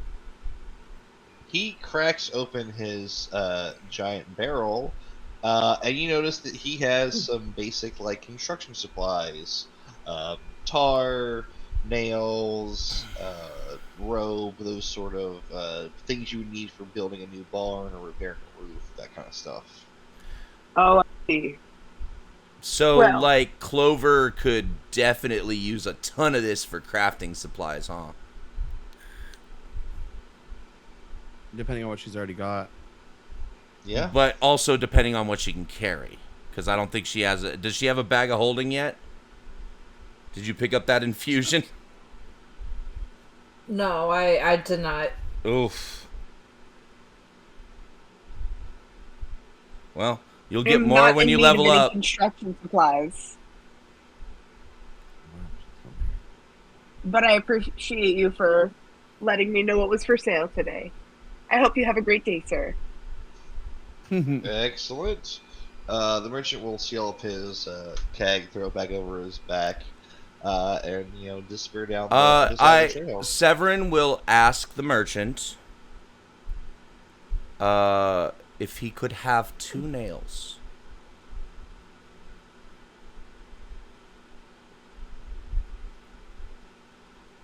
Yeah, you know what? Sure, he'll give you 2 nails. Okay. He will put the 2 nails in his pouch, and that's it. Yeah. Excellent.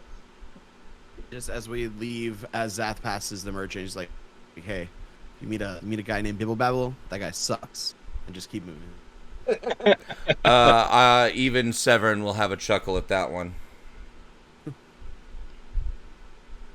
you continue down the path and make your way to what looks to be the center of a small little village. This is what you're guessing is the farming community. And as you approach the scene, you can hear the sounds of arguing. Definitely two voices bickering back and forth. Coming from where? Should we roll perception for this? Like, just it's coming from the center of the gotcha. village. Bickering, arguing. Yeah, I would definitely move in that direction. I would like to. I don't feel like rushing either. Even possibly trying to be stealthy, even though I sucked at it last time. I would like to. I would like to approach without trying to make too much sound at the very least. Oh, hey, that's a 23.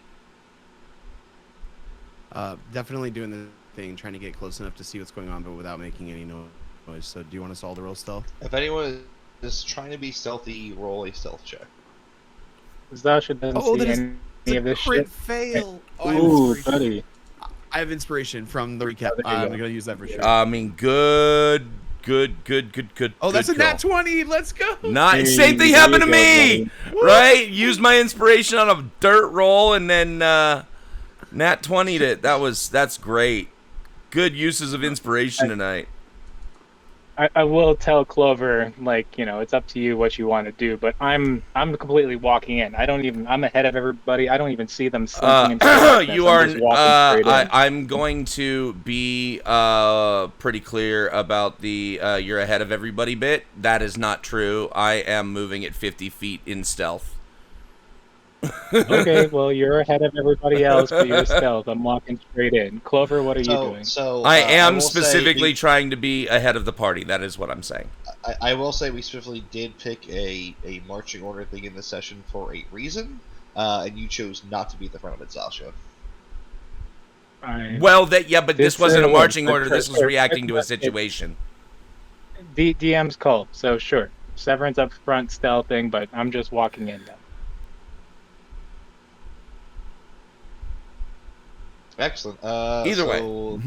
Severin, Deirdre, Zathariel, you're definitely being very stealthy.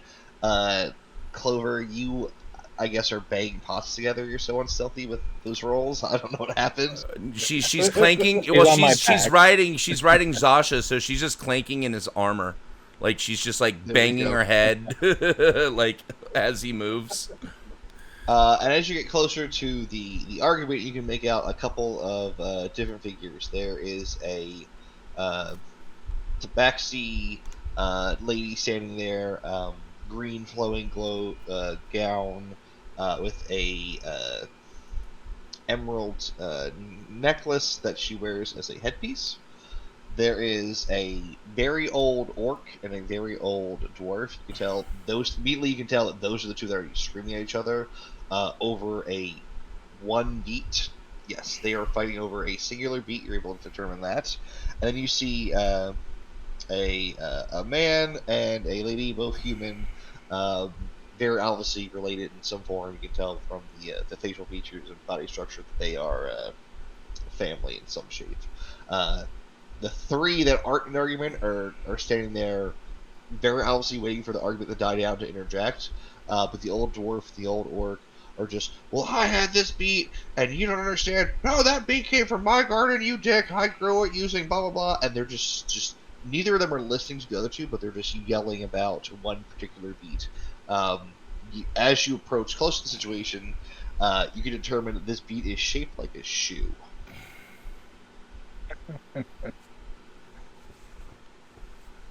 Right. Wait, I'm so sorry. What did you say? What was the last thing you said, DM?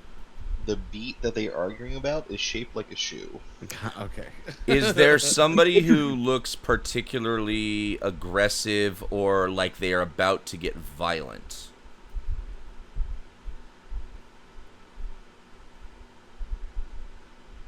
The two people that are arguing both have farm instruments in their hand that could be used as a weapon. And while they're like brandishing and shaking maybe insight to see if one is ready to actually act. Go roll an insight. Cool.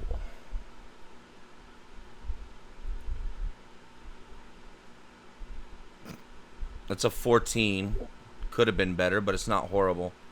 And very specifically, what I'm trying to do with my insight is, if I think that one of them is about to violently strike, that I would try and put myself in between them.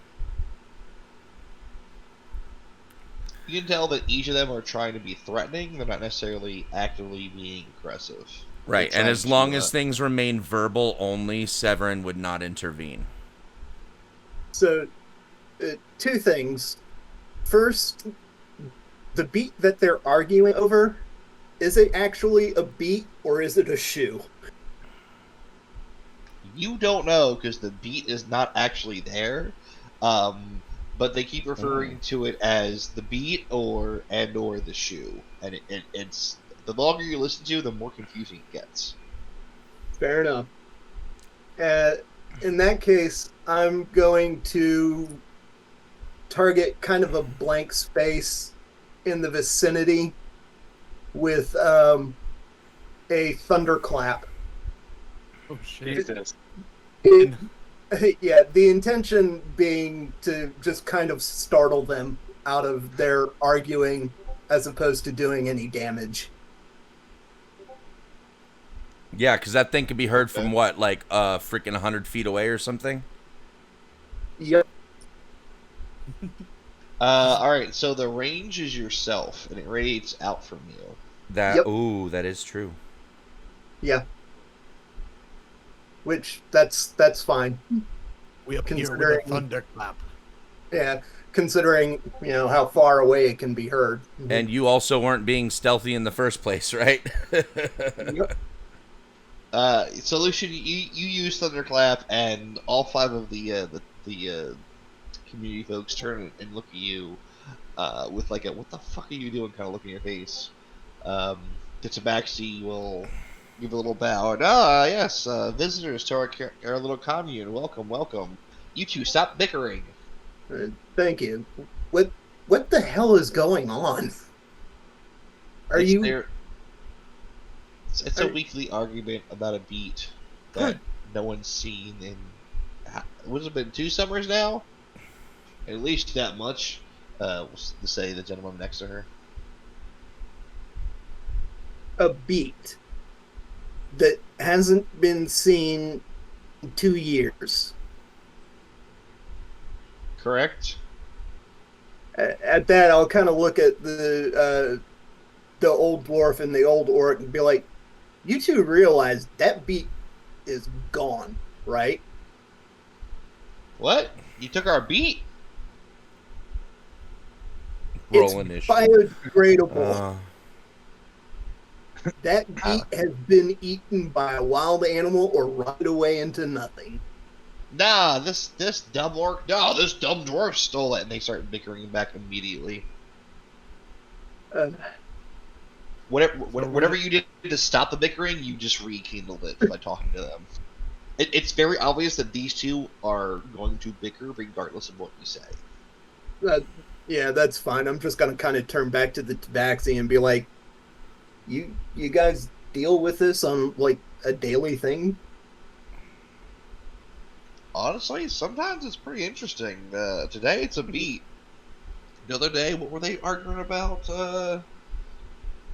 Lettle. Oh, the other day they were arguing about a magical cauldron that could summon genies. Oh shit, that does sound fun. Yeah, but it's not real. They're senile old bastards. Yeah, sell tickets. All right, 5 gold. Just hand down at you. No.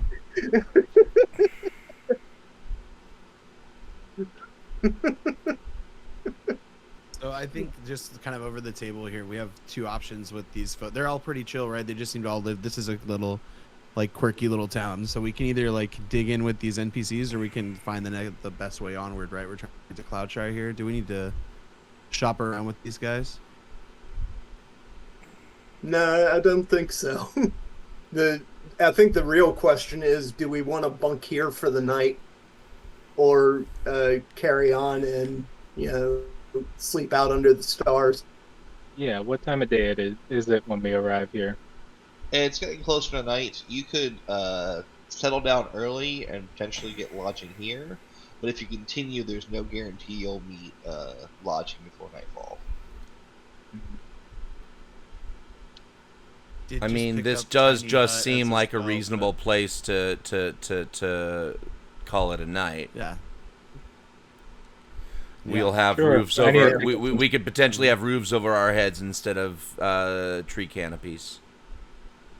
Sure, I could use some supplies man. too while I'm here. Yep. Yeah. I guess I'll turn to Cleovontra, although I don't know that's her name. Be like, Miss, while they're arguing, just a quick question: is there an inn, a tavern somewhere we could possibly pay for a room for rent? And also, do you guys carry, smoking tobaccos here, or lavender, sage, anything like that? Oh no, dear, we do not have a tavern here, but you would. There are some buildings that have space for you and your friends. Yes. Hmm. As Oh, she's sketching me out. smoking tobacco, you'd have to speak with the dwarf of the org. They're the only ones that puff a pipe. Oh boy. Okay. The, Well, I appreciate the time. The orc and the dwarf have gotten basically in each other's faces, and they've dropped the farm weapons and are screaming to the point where they're frothing at the mouth and just spitting on each other. It's disgusting. It's gross. It's two old men being disgusting old men, basically. Good luck with that, Zasha. Yeah, I think this has gone long enough, and I'm getting tired here. So I'll walk up, kind of get in between them, not like try to forcefully, but I'm gonna pull out a gold piece, twirl it in my fingers, hold it out in between them, and be like, "Excuse me, fine gentlemen. Sorry to interrupt your arguing. I'm just looking for some fine tobacco and a place to rest my head. Any of you can help me out?" As I'm twirling the one gold piece, seeing who snatches it first. You approach in their conversation. They turn to look at you, and the dwarf just starts saying, "What's wrong with your face, man? You're ugly as sin. What do you know? Worm eat you as a baby?" And they just start roasting you. Well, with him saying that, It's not typically like tactful or nice. Yeah. It's just mean old grumpy men being mean old grumpy men to you. The dwarf will attempt to weakly snatch the gold coin out of your hand, but you don't even need to roll for it. You're just able to like, no, you can't just take my gold. What's wrong with you? yeah. Okay, so what role would I make there while they're insulting me? Oh, no roll needed at all. They're just Oh, they're no like, roll. No, sorry. He literally it's like slowly puts his hand towards the gold coin. And you're just like, no, like fuck you. You're roasting me. I'm not gonna give this to you. Well, after he says that, I'll be like, well, it takes one ugly bastard to know another. So, I figure you'd be the kind of person that would need a cigarette at the end of the day, judging from how you look there, my friend, and see if I could still get them to lead me to a shop or something.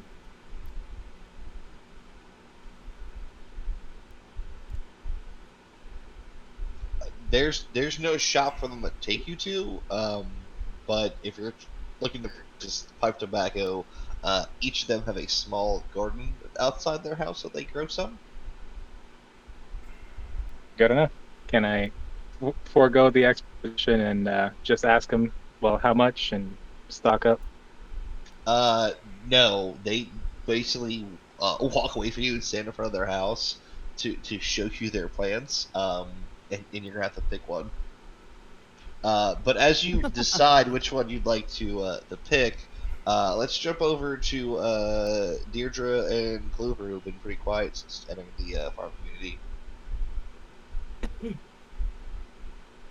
The first question is a question I'm going to ask you in every new place we go. Do I sense any lingering spirits? Give me a wisdom check.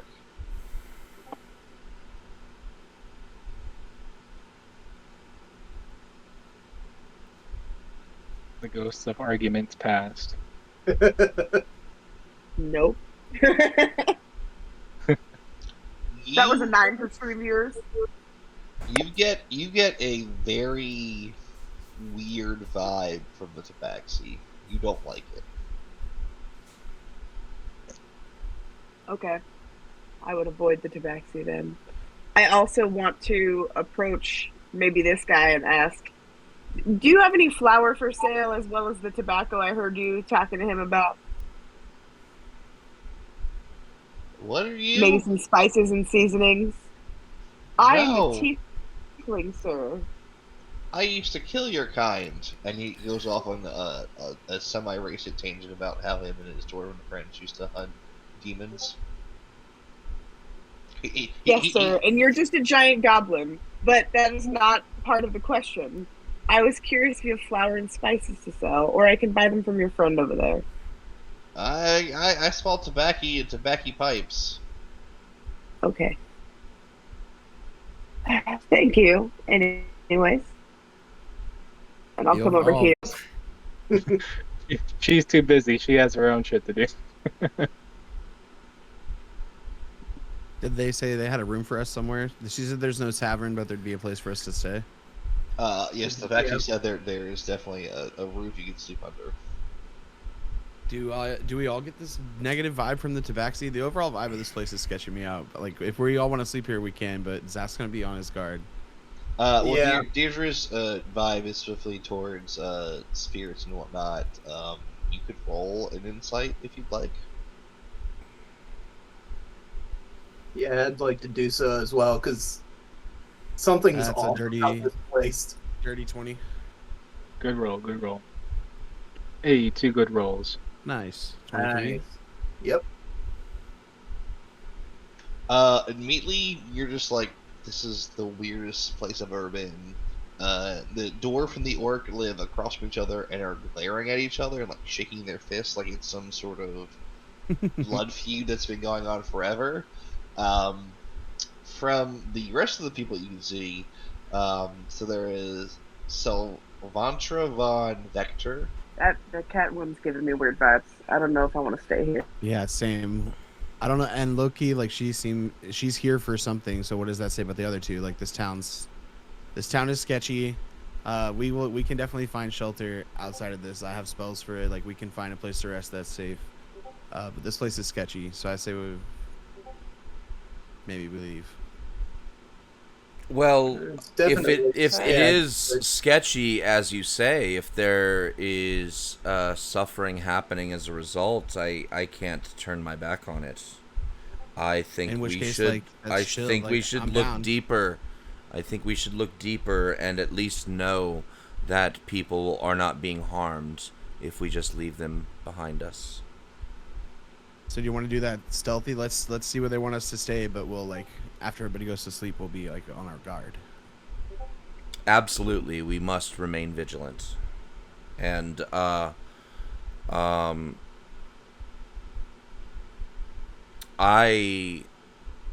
can take first and last watch, but need at least a little time to meditate. Chris is saying in the chat that she can't hear anyone. I don't know if that's true. No. Oh, I think we did have a dip out for a second, but I know we're back. We are definitely back. Okay. Sorry. Just wanted to that. Yeah, she just texted me, feed down on my end and back on. So yeah. Okay, perfect. What I thought happened. Excellent. So the orc and the dwarf are standing in front of their abodes, and you can see behind them are small fields of, not even a field, like a small garden of tobacco plants. The two humans, the Von Vectors, will make their way over to their house. Sunlight, the tabaxi, will point to the northwest corner of the map up on the little race area. That's where she lives, but this house behind her has more than enough room for you all to stay the night. Fair enough. It's a gold piece each. She's not trying to overcharge you. There's a cauldron and a cooking station. You can make yourself some food and keep yourself warm and whatnot. And there's at least 6 sizable beds you can sleep in. Alright. Perfect. I'll go ahead and hand her the 6 gold then for the night. Excellent. Lucian, give me a wisdom check. All right.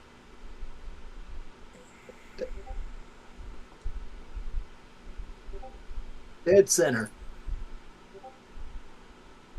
13. There is, as you hand this to Baxi, the gold coins, there's just something unsettling about her that makes the hairs in the back of your neck stand. And it wasn't until you were close to her that it happened. Like, being at a distance talking to her was fine, but once you got within, like melee range, that's when like your senses started to go off. Is there any kind of check I could do to kind of figure out what the exact source of it is?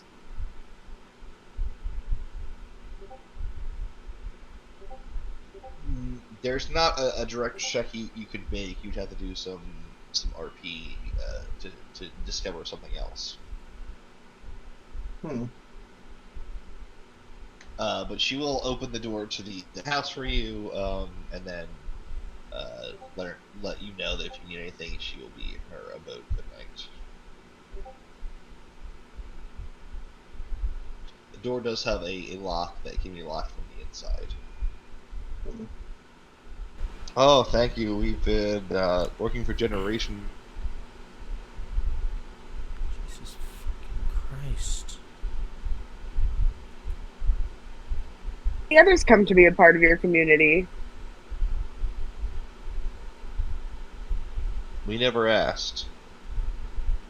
Is this just one of those open communities where you welcome everybody with open arms? People come, people go. Sometimes people come back, but it's 5, maybe a dozen people that live here at a time. It's nice. Tristan, is that Tabaxi woman the leader of your town?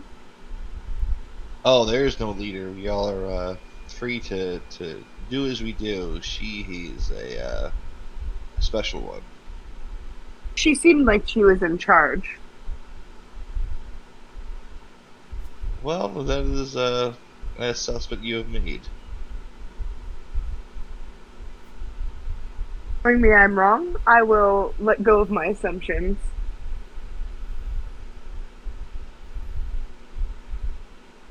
You said you were traveling through, yes? We are traveling through. We're making our way to Cloudshire.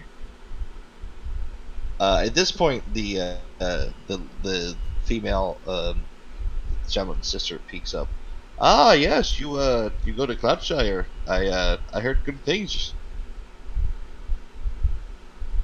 We're very on our way there. We have a couple of other places we want to travel to, but that's the big stop for now. You have space in your caravan, yes? We're all just walking. I can't see any reason why there wouldn't be more space, but I would have to ask my companions if we could take more travelers with us.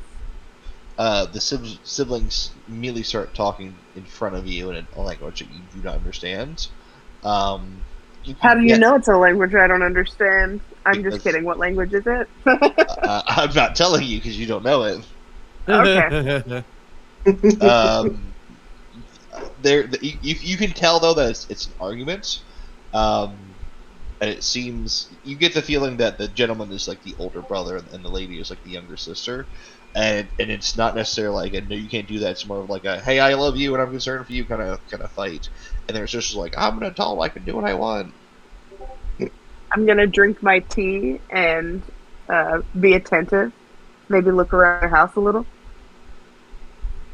Not like get up and look around, like look around. You know what I mean? Like I'm not totally paying attention to their argument. At one point, they very obviously like motion and reference you in their conversation, but do not actually speak a language you can understand, and it becomes very uncomfortable. Thank you very much for the tea. Ah, yes. See, the tea is nice, and with that, brother, I shall leave.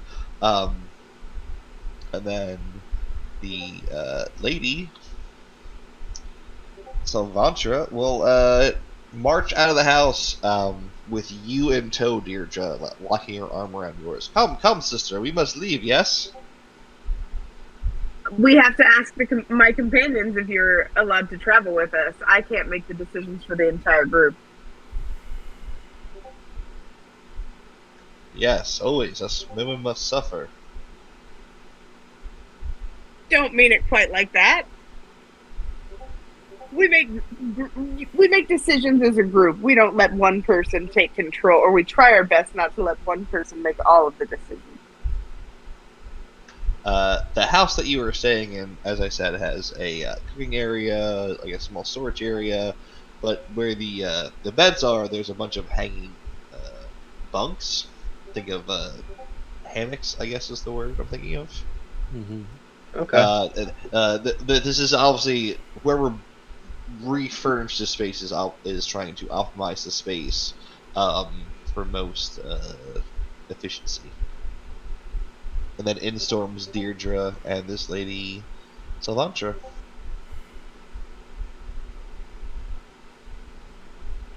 Yes, you all take me on adventures. Sylvantra. What's all this about? We're taking her with us? She is talking to you like she's part of your party. And I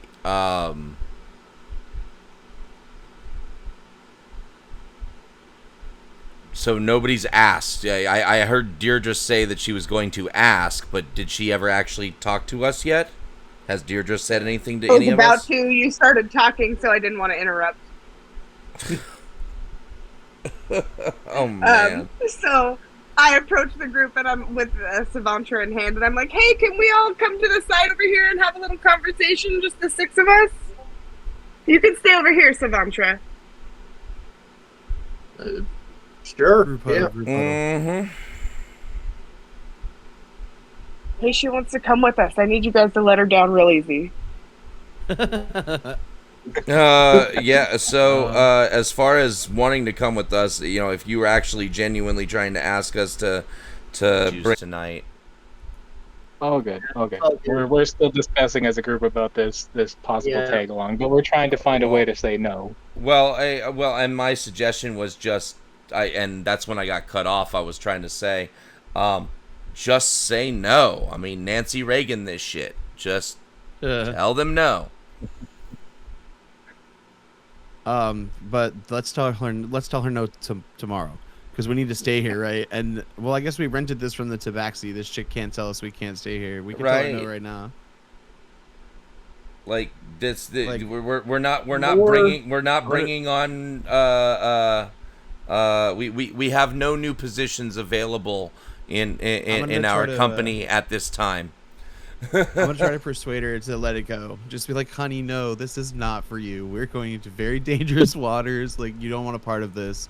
You don't want to join our company. And Tharl's gonna like try to persuade her to drop it, make it her own decision. Roll a persuasion. While he's rolling and persuading, I'm also gonna say on just onto the 26 side, check. looking Beautiful. around. Didn't we used to have a gnome with us at one point? Looking around. I think he disappeared with the caravan. Yeah. Good Yeah. point. Continue on, Lisa. Of more concern, though, why is this woman who just met us wanting to travel with us? Right. What is in this town that She wants to leave. She is so afraid of. While everyone's talking about her, Clover's gonna walk up to her and offer out her hand. Hello, pleasure to meet you. My name's Clover. Oh, it's the insert sound effect here. Heart sight incoming. I need to yeah. actually. Thank you. I could actually create a sound effect for Heartsight. Like I could make a sound effect in the game for Heartsight. Cool. Let's do that for next session. Salvantra will shake your hand, Clover. Okay. I'm having trouble targeting her. Could you do that for me, please?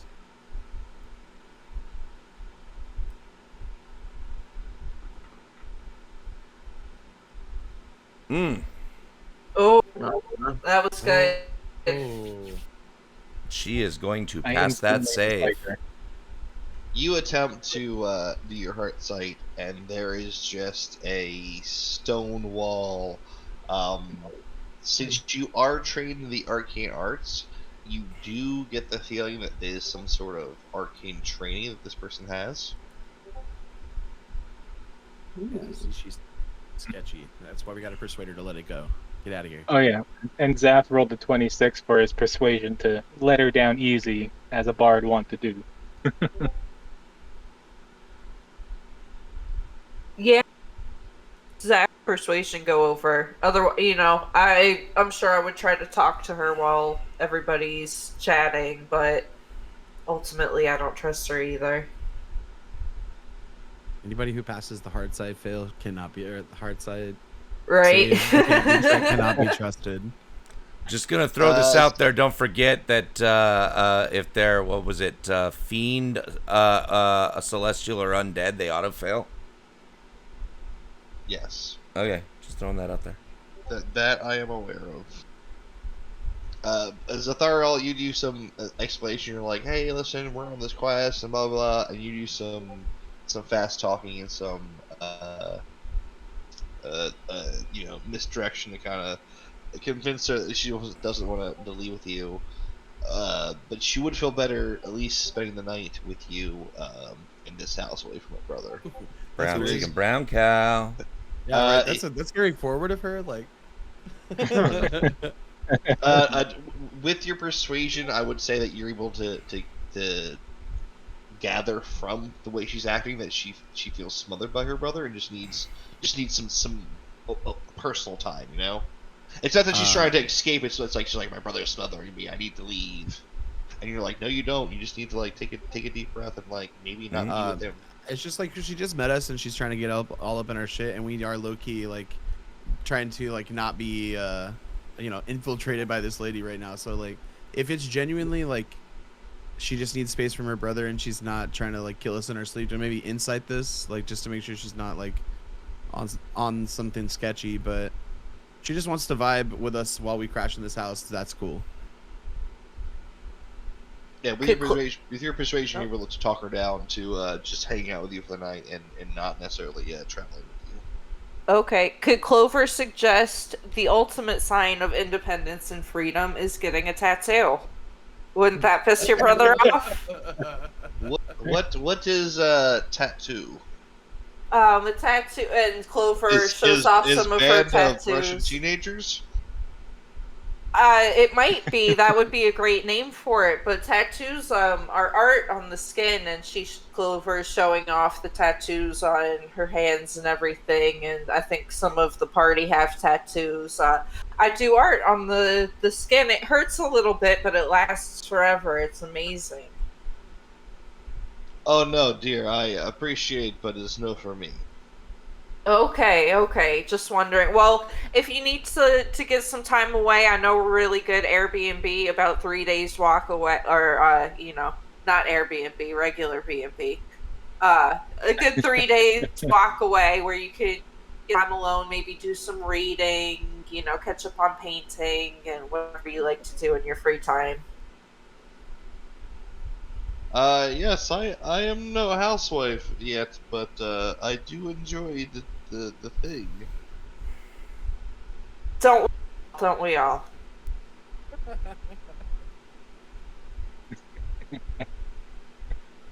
All right, excellent.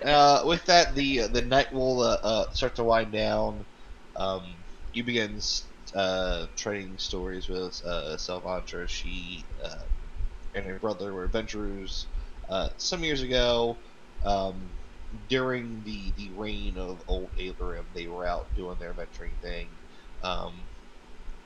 You can't get a read on where she falls according to old Alderton and his policies.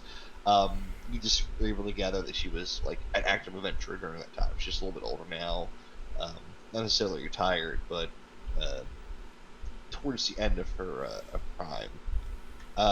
Lucian, why don't you go ahead and give me a stealth check? Alright. Can I also just cast Expedition here and do I get anything off this old orc of my supplies I requested? I think I'll be using my inspiration on that one. You're casting Expedition?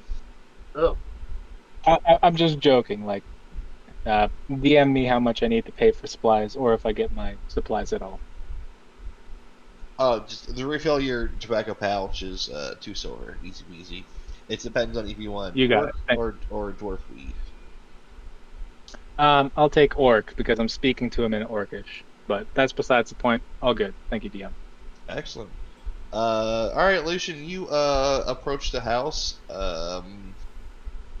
With your passive, you can tell that there are locks in place. What would you like to do? did you say blocks in place? Locks. Oh, locks. Okay.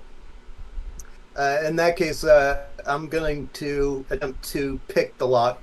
But for clarification purposes, I'm also going to be wearing my cloak and just completely change my body shape and size.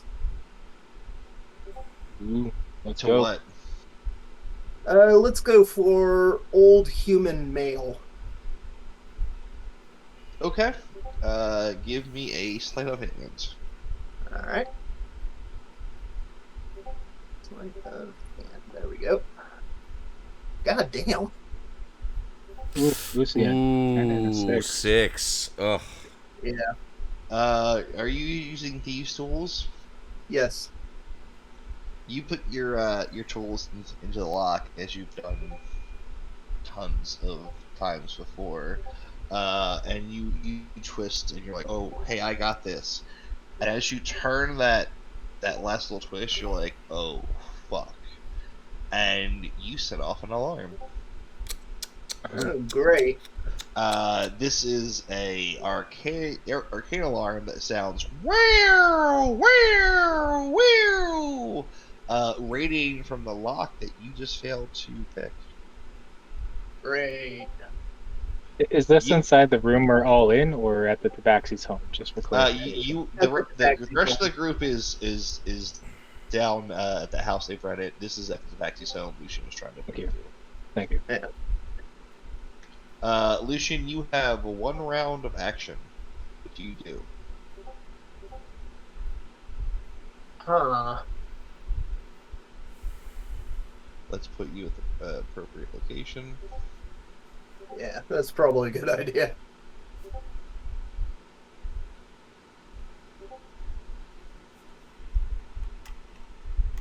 Let's see. 1, 2, 3, 4, 5, 6. I think I will dash up there into the trees and kind of hide myself away and see if I can't get an opportunity to slip inside.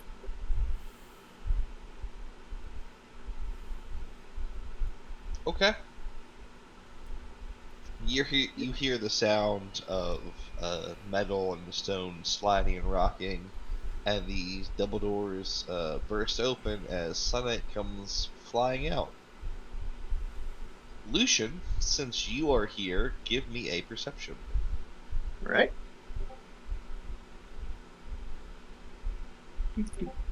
Perception. There we go. God damn. Ooh. Oh boy. No, that's a 3 plus 3 for 9, or plus. Lucian, you're so focused on hiding that you don't realize that Sun Knight has walked over, and is basically underneath you in the train. And goes, "Hey, what are you doing up there?" Huh.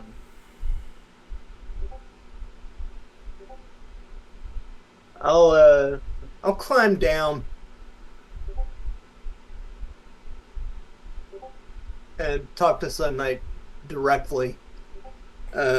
Say, my apologies, miss, but I had heard that there was a powerful practitioner of magic here.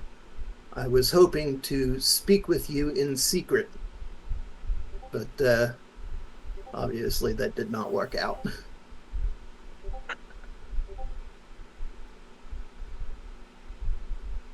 Uh, am I supposed to trust you? No, but I do not expect trust. But I had hoped that a bit of gold might be persuasive enough. Persuasive enough for what? Power. I want power.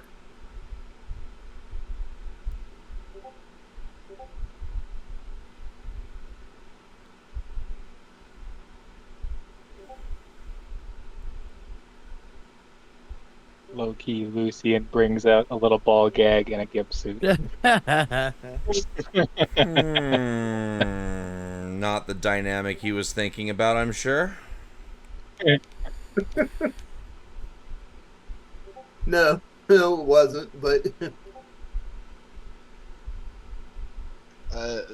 Sun Knight doesn't want anything to do with what you were doing and wants you to leave her house alone. So to pick up from there, should I catch you again, dearie? I will have some issue with your friend renting my room. and I'll just kind of look at her confused. You see she obviously attempts to cast dispel magic on you, and it does not work.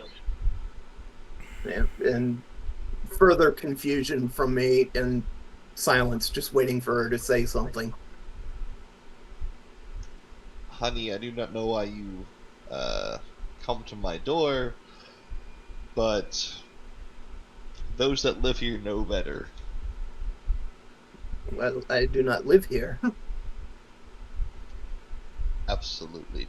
After you've had some time to speak with Sunlight in the backseat, there are several different auras which seem to circle around her. Think of visually how it would look is there's probably like 5 or 6 different glowing mists that seem to circle about her. Okay. These are very obviously entities that differ from her.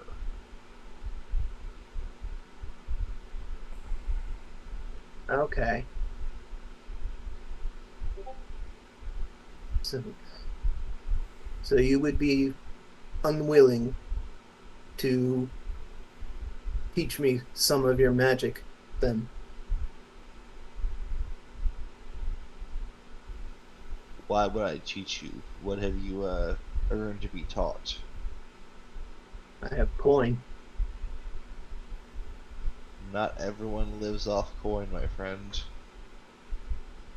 No.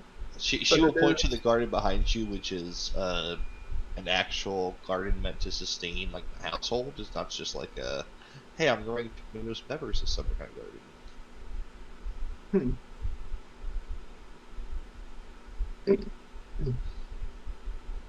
I'll agree that yes, coin is not necessary per se, but it does make a lot of transactions easier.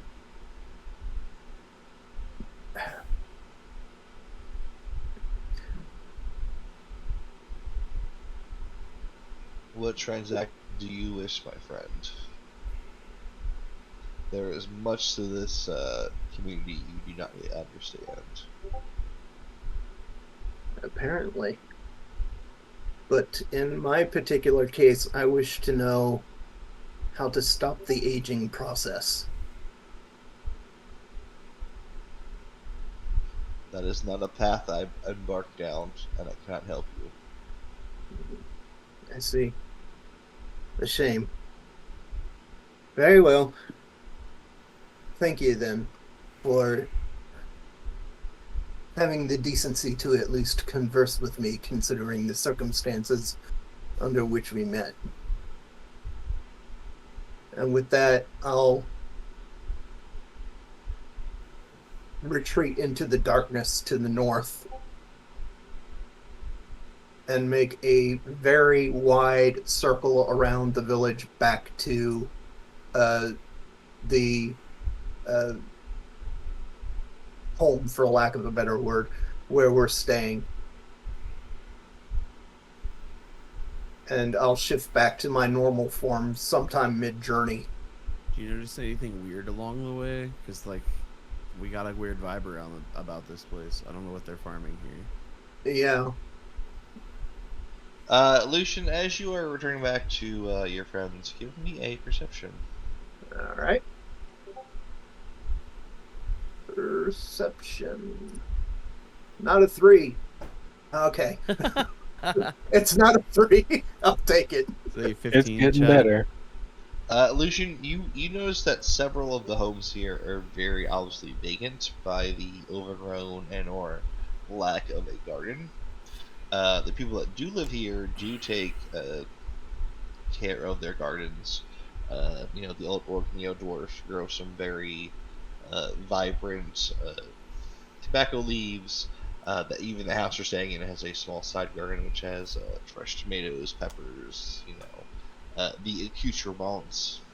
Or if you're getting to the base 3, onions, celery, and carrots. Or the Holy Trinity, which is peppers, onions, and celery. It has all of those. Okay. Inside is like I said, optimized for space, for some sort of medieval type dungeon master. I don't know why they would have some sort of evil plans like that, but you never know. Right. And as you all are resting through the night, I need a wisdom check from everyone in the group. All right. Wisdom check. Let's So go. it'll be a d20 plus your Check or wisdom save? modifier. Check. Jesus Christ. Oh no! So I got a 10 plus 4 for 14. Zeph got a 19. So I got a whopping 5. Or is it Severin has 4? a 22. Got an 18. Yeah. Deirdre got an 8. So our 2 party members that got below a 10, you just have some really creepy dreams that maybe wake you up once or twice. But overall, you're like, oh, this place is freaking weird, man. I don't want to be here anymore. Very specifically, Zathariel, and looks like Zathariel and Lucian, both with your above 10s. You have, if you share this, it's up to you as players and characters, but you both have the same dream. You're sitting in, which is very obviously a farmhouse, at a table, pouring yourself a glass of milk, but the milk never fills the cup, and it's continually pours forever to the point where you let go of the cup and let go of the glass of milk, and it just continues breakfast. Oh, but everything I touch turns into this form of advanced technology that I can't understand or control. Zasha, Severin, and Clover, as you are all resting, there is a arcane energy that is attempting to take hold of you as you sleep, but you're able to shake it off and have a pretty normal sleep. As the next morning comes, everyone is able to mark off a long rest, but very specifically, Deirdre, Lucian, and Zathariel, the 3 of you are somewhat shaken by the previous night's lack of sleep, and you will have 1 level of exhaustion. oh no, guys. Ooh.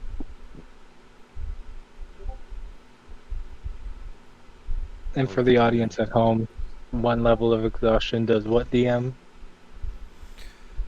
Gives you disadvantage on all ability checks. Ooh. Yes.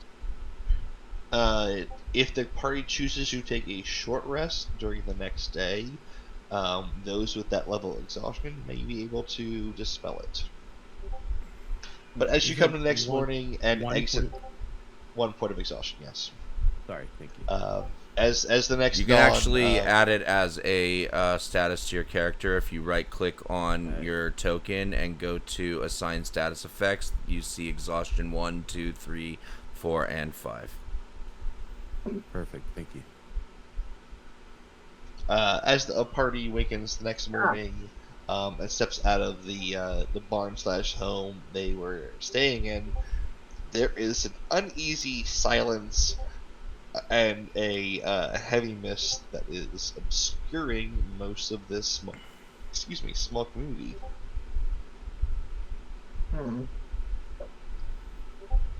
Salvatra, who had spent the night with you, is missing. She's missing. You expected to see her, step out of the building with you, but she is not there. The locks were in place as you exited. Well, anyone may see where have that to other human search. went to? Are there any apparent tracks or markings on the floor, signs of struggle, anything? With your observant feat, Severin, you do not clock any of those things. Cool. I mean, not cool, but cool.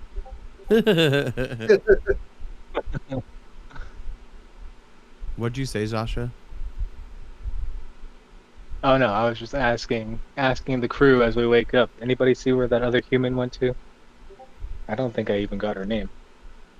Not me, but didn't sleep very well. Something like Syndrome, I don't know. I think Miss Salvantra. That's what it was. Ah, yes, Miss Cilantro. Are any of my things missing, DM? Additionally, last night I went to check out the home of the Tabaxi woman, and I was majorly off my game. Got caught pretty much instantly. Fortunately, I was able to deceive my way out of any kind of confrontation. But when I was circling around the town to get back here, I noticed that a lot of the buildings here seem abandoned.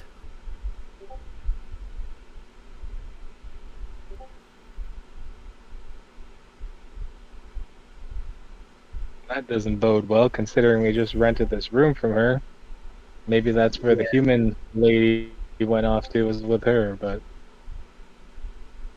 Oy. Is any of our stuff missing? Take a look around. Yeah. If you're trying to determine if any of your things are missing, I will need an investigation check.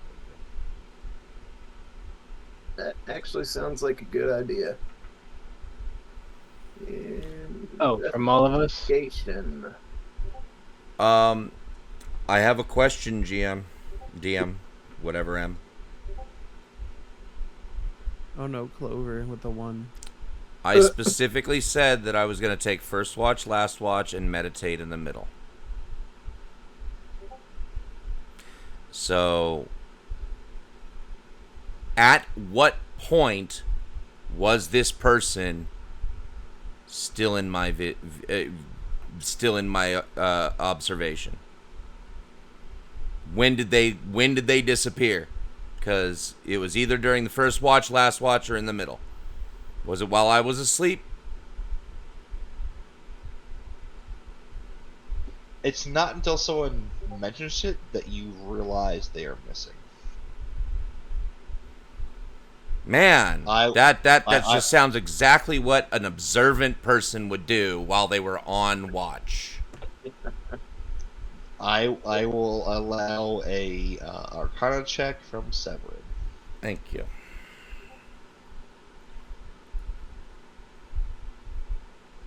Oh, nope. I am clicked on Lucian. I do not want Lucian's Arcana. Your intelligence sucks. Gee, thanks. I mean, that's a 13. Shade. For them to get past how observant you are, maybe magic was involved. And the alert feat, danger within 30 feet didn't tinkle any senses? Nope. Okay. Zath is still very creeped out by this place, and our overall goal was to let that lady down easy that she was not going to come with us. So we have the mist to contend with, but I feel like did we need anything else in this town, or should we try to head on? Or are we going to search and try to find cilantro? On the one hand, I'm game for just getting the fuck out of here, but something tells me... Oh yeah, what was the result of our investigation? Is any of our shit missing? As you start rifling through your packs, none of you remember what you actually had in your pack. You're like, hold on, I had my socks, I had my underwear, I had my nest kit, and then I had this is a water skin, and as you are all... Do I have clothing and my quarterstaff? You all have your clothing and your weapons. Okay, I'm not missing anything. It is the rest of the group that is drawing a blank on what is actually happening with their items and their gear. Deirdre, you're the only one that rolled high enough. This everything's foggy, everything's misty. Something is definitely aloof here, and that is a great place for us to end our session. Oh yeah, it's that time. Damn it! All right, it's already that time. Alrighty then. In that case, a little cliffhanger of where's everybody's missing shit, or is it missing? Because I guess some people don't even realize they had shit. All right, we will come back to y'all next week then. Well, thanks for being here, chat. Yep. Have a See y'all good next evening, week. everybody. Take care, everyone. Have a great night. Have a good Good night. night. Drink Debbie. Purple Nurple. Support your Dragonborn cleric. Purple, nurple. Are we clear?